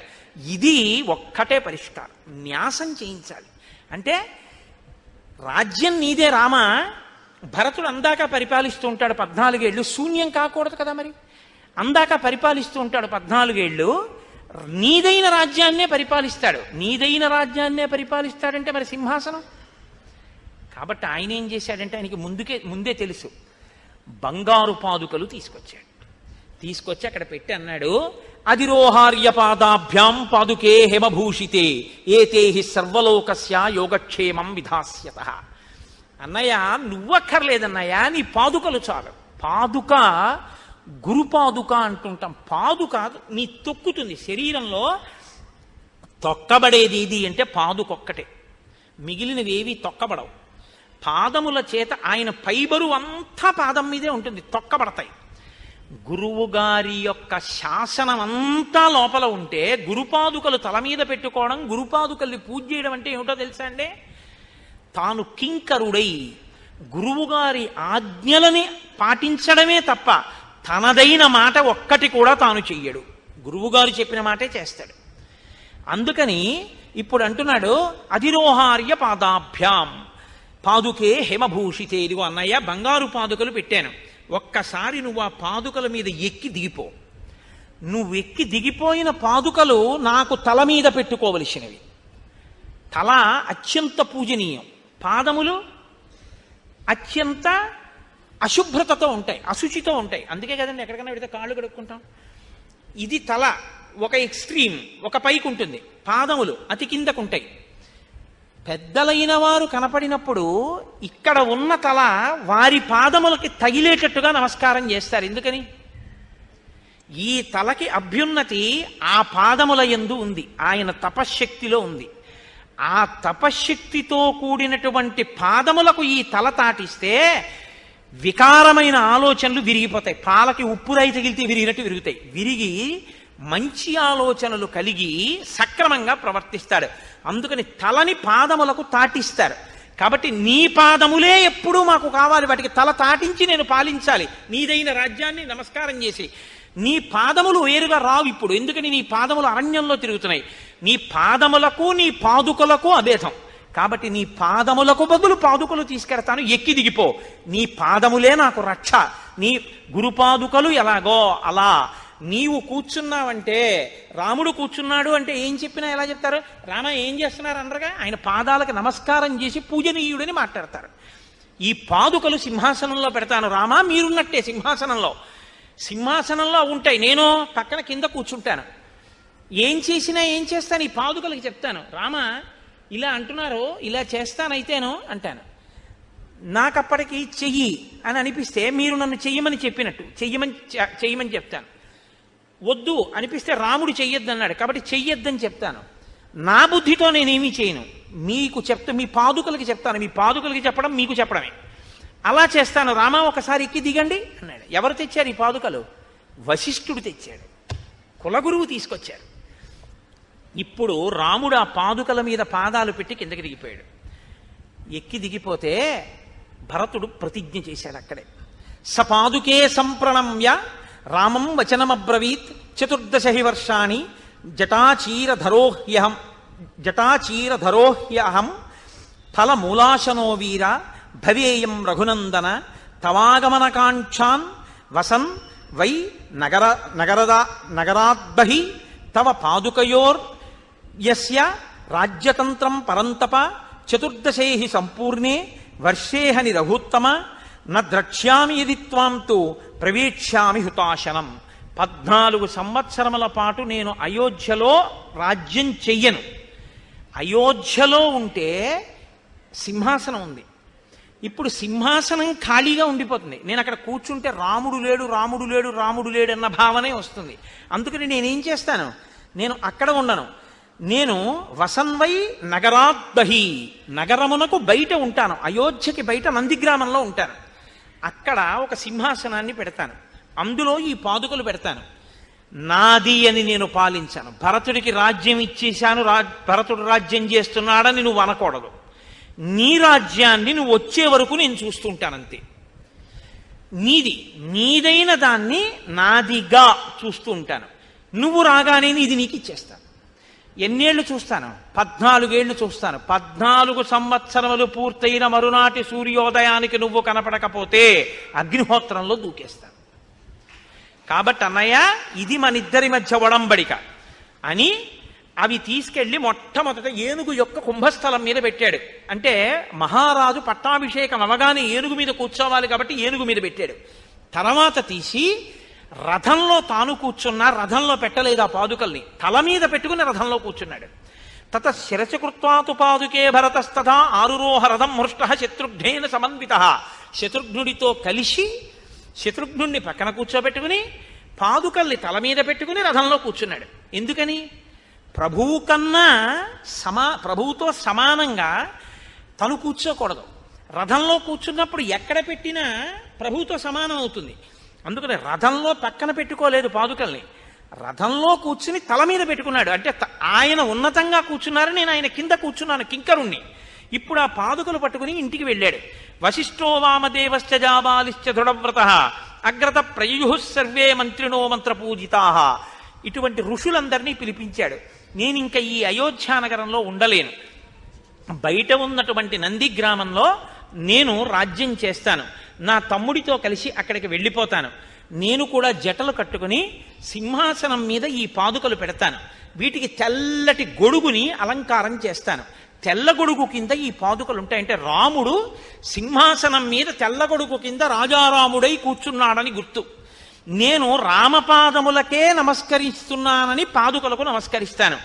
దీనికే చామరం వేస్తాను, దీనికే ఛత్రం పడతాను, ప్రతి విషయాన్ని పాదుకలకే చెప్తాను, ప్రతి విషయాన్ని పాదుకలకే చెప్పి రాజ్యం చేస్తాను. ఇప్పుడు మీరు బాగా అర్థం చేసుకోండి, పాదుకా పట్టాభిషేకం అన్న మాటలో ఉన్న గొప్పతనం మీకు అర్థమైతే మీకు కాదు మీ వంశమునకు ఆచంద్రతారార్కము శ్రీరామ రక్ష. మనం ఒక మాట అంటుంటాం, శ్రీరామ రక్ష 100 ఏళ్ళు ఆయుష్ అంటుంటాం. శ్రీరామ రక్ష అన్న మాట ఎక్కడి నుంచి వస్తుందో తెలుసా అండి? మీరు బయలుదేరండి అయ్యా. పాదుకా పట్టాభిషేకంలోనే ఉంది ఆ మాట. అది ఎలా వస్తుందో మీకు చెప్తాను, బాగా పట్టుకోండి. అప్పుడు మీరు పాదుకలు తల మీద పెట్టుకుంటే మీకు అనుగ్రహం కలుగుతుంది. ఇప్పుడు పరిపాలిస్తున్నవేవి? పాదుకలు. ఆ పాదుకలు ఎవరివి? రాముడివి. రాముడు రాజ్యం చేస్తున్నాడు. రాముడు తిన్నగా శాసనం చేస్తున్నాడా? రాముడు కూర్చుని అధికార పత్రాల మీద సంతకాలు పెడుతున్నాడా? రాముడు మాట్లాడుతున్నాడా? ఇది చాలా కీలకమైన ఘట్టం. మీరు నేను చెప్పే దాని మీద శ్రద్ధ పెట్టండి. రాముడు మాట్లాడుతున్నాడా? రాముడు మాట్లాడు. రాముడు శాసనాల మీద సంతకాలు పెడతాడా? పెట్టడు. రాముడు తీర్పు చెప్తాడా? చెప్పడు. మరి ఎవరు చేస్తారు ఈ పనులన్నీ? భరతుడు చేస్తాడు. కానీ భరతుడు ఎలా చేస్తాడు? నాది రాజ్యం అని చేయడు. ఎవరిది రాజ్యం అని చేస్తాడు? రాముడిది రాజ్యం అని చేస్తాడు. రాముడిది రాజ్యం అయితే మరి రాముడేడి సింహాసనంలో? రామపాదుకలే రాముడు. కాబట్టి రామపాదుకలు అక్కడ పెట్టి రామపాదుకలకి చెప్తాడన్నీ. రామ ఇదిగో ఇలా చేస్తున్నాను, రామ ఇవాళ ఇలా శాసనం చేస్తున్నాను, రామ ఇవాళ ఇలా ఆజ్ఞ ఇస్తున్నాను అని అన్నిటినీ కూడా రామచంద్రమూర్తికే చెప్తున్నానన్న భావనతో ఆ సింహాసనంలో పాదుకలు పెట్టి రాముడికి చెప్తున్నానని చెప్తాడు. ఇప్పుడు రాజ్యము రాముని యందు న్యాసమైనది అంటారు. న్యాసమైనది అంటే తనదేగా అందరికీ కనపడుతున్న దాన్ని తనదిగా వాడుకోడు. రాముడిది అంటాడు. మరి నువ్వెందుకు పరిపాలిస్తున్నావు? రాముడు నన్ను పరిపాలించమన్నాడు కాబట్టి పరిపాలిస్తున్నాను. ఇది ఎక్కడుండాలో తెలుసా అండి? పాదుకా పట్టాభిషేకం ప్రతి వ్యక్తి యొక్క హృదయంలో ఉండాలి. ఇప్పుడు నేనున్నాననుకోండి, నేను రామాయణం ఉపన్యాసం చెప్తున్నాను. ఇప్పుడు ఏదో 42 రోజులు ఈ ఉపన్యాసాలు చెప్పి నేను వెళ్ళిపోతాను ఈ ఊరు నుంచి. నేను ఈ ఊరు నుంచి వెళ్ళిపోయేటప్పుడు ఎవరో వేదిక మీద ఆఖరి రోజు వచ్చి కోటేశ్వరారు 42 రోజులు సంపూర్ణ రామాయణ ప్రవచనాలు చేశారు అన్నారనుకోండి, చేశానా లేదా? చేశాను. 42 రోజులు సంపూర్ణ రామాయణ ప్రవచనం చేశాను. అవును, నేనే చేశాను అని అనుకోకూడదు. నేను లోపల ఏమనుకోవాలో తెలుసా? ఈశ్వరా, నా లోపల వాయువు నువ్వై, నా నాలుక మీద సరస్వతివి నువ్వై, నా కంటి చేత శ్లోకాన్ని చూడగలిగిన శక్తి నీవై, నా నాభి నుంచి లాగినటువంటి ఊపిరిని వాక్కుగా మార్చి ఈ 500 సర్గలలో నిక్షిప్తమైనటువంటి రామాయణ కథని 2.5 గంటలు మాట్లాడినా నా డొక్కలు నెప్పెట్టకుండా నన్ను కాపాడి నా చేత పలికించి కోటేశ్వరరావు గారు రామాయణం చెప్పారన్న కీర్తిని నాకు కట్టబెట్టి నాలో నుండి పలికిన రామా నువ్వు రామాయణం పలికిన వాడివి అని నేను అనాలి. ఇలా నేనంటే పలికెడిది భాగవతమట పలికించు విభుండు రామభద్రుండట నే పలికిన భవహరమగునట పలికెద వేరొండు గాథ పలుకగనేలా. నేను రామాయణం చెప్పాననకూడదు. రామాయణం నా చేత నా స్వామి చెప్పించి నన్ను ధన్యుణ్ణి చేశాడు. అలా అనకండి అలా అనకండి అనకూడదు, అలా అన్నివ్వాలి. వాళ్ళు అంటారు 42 రోజులు కోటేశ్వరారు రామాయణం చెప్పారంటారు. ఓ నవ్వు నవ్వాలి. రేపు ఉదయం సంధ్యావందనం చేసుకునేటప్పుడు రామా నిన్నటి రోజున నాతో పట్టాభిషేకం చెప్పించారు, స్వామి ఇవాళ అనసూయా ఘట్టం కూడా చెప్పించి నన్ను ధన్యుణ్ణి చేయండి స్వామి అని అడగాలి. అంతేగాని నిన్న ఎంత బాగా చెప్పానో చూసావా నీ కథ అనకూడదు. ఇది న్యాసం అంటారు. న్యాసం అంటే నిక్షేపించుట, బుద్ధిని నిక్షేపించాలి. నాది అనకూడదు, వాడిది అనాలి. వాడిదైనది నా చేత చెప్పబడుతోంది, వాడిదైనది నా చేత అనుభవింపబడుతోంది, వాడిదైనది నా చేత పరిపాలింపబడుతోంది. ఓ 1000 రూపాయలు ఇచ్చాననుకోండి, నేను ఇచ్చాను అనకూడదు. పైకి పైకి నేను ఇచ్చాను అనాలి. కోటేశ్వరారు 1000 రూపాయలు ఇచ్చారట అనాలి.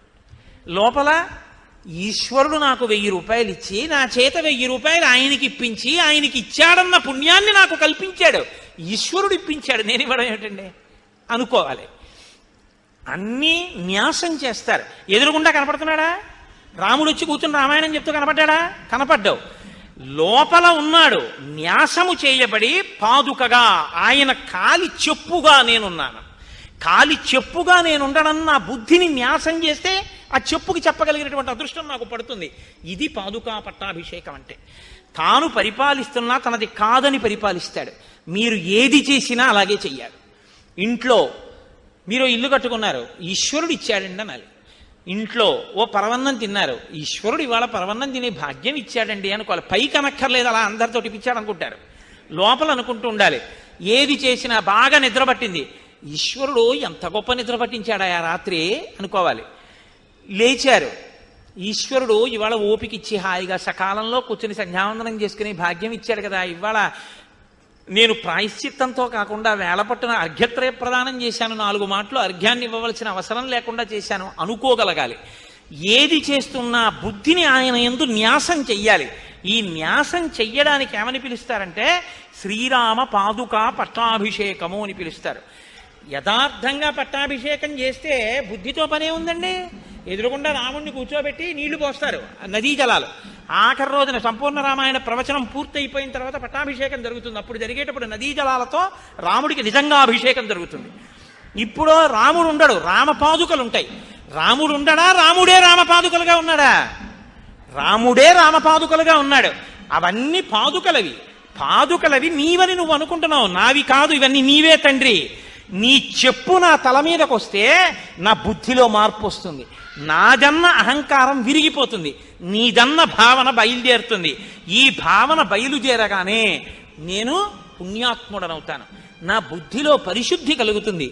ఇది కోరడం పాదుకా పట్టాభిషేకం. అందుకే అష్టాదశ పురాణాలలో ఏ కావ్యంలో రామభరతులలాగా ఇంత ప్రేమతో పాదుకా పట్టాభిషేకం చేసి 14 సంవత్సరములు రాజ్య పరిపాలన చేసిన, నాదన్న భావన లేకుండా రాజ్యాన్ని పరిపాలించి రాజర్షి అయి తరించిన మహాపురుషుడు భరతుడు.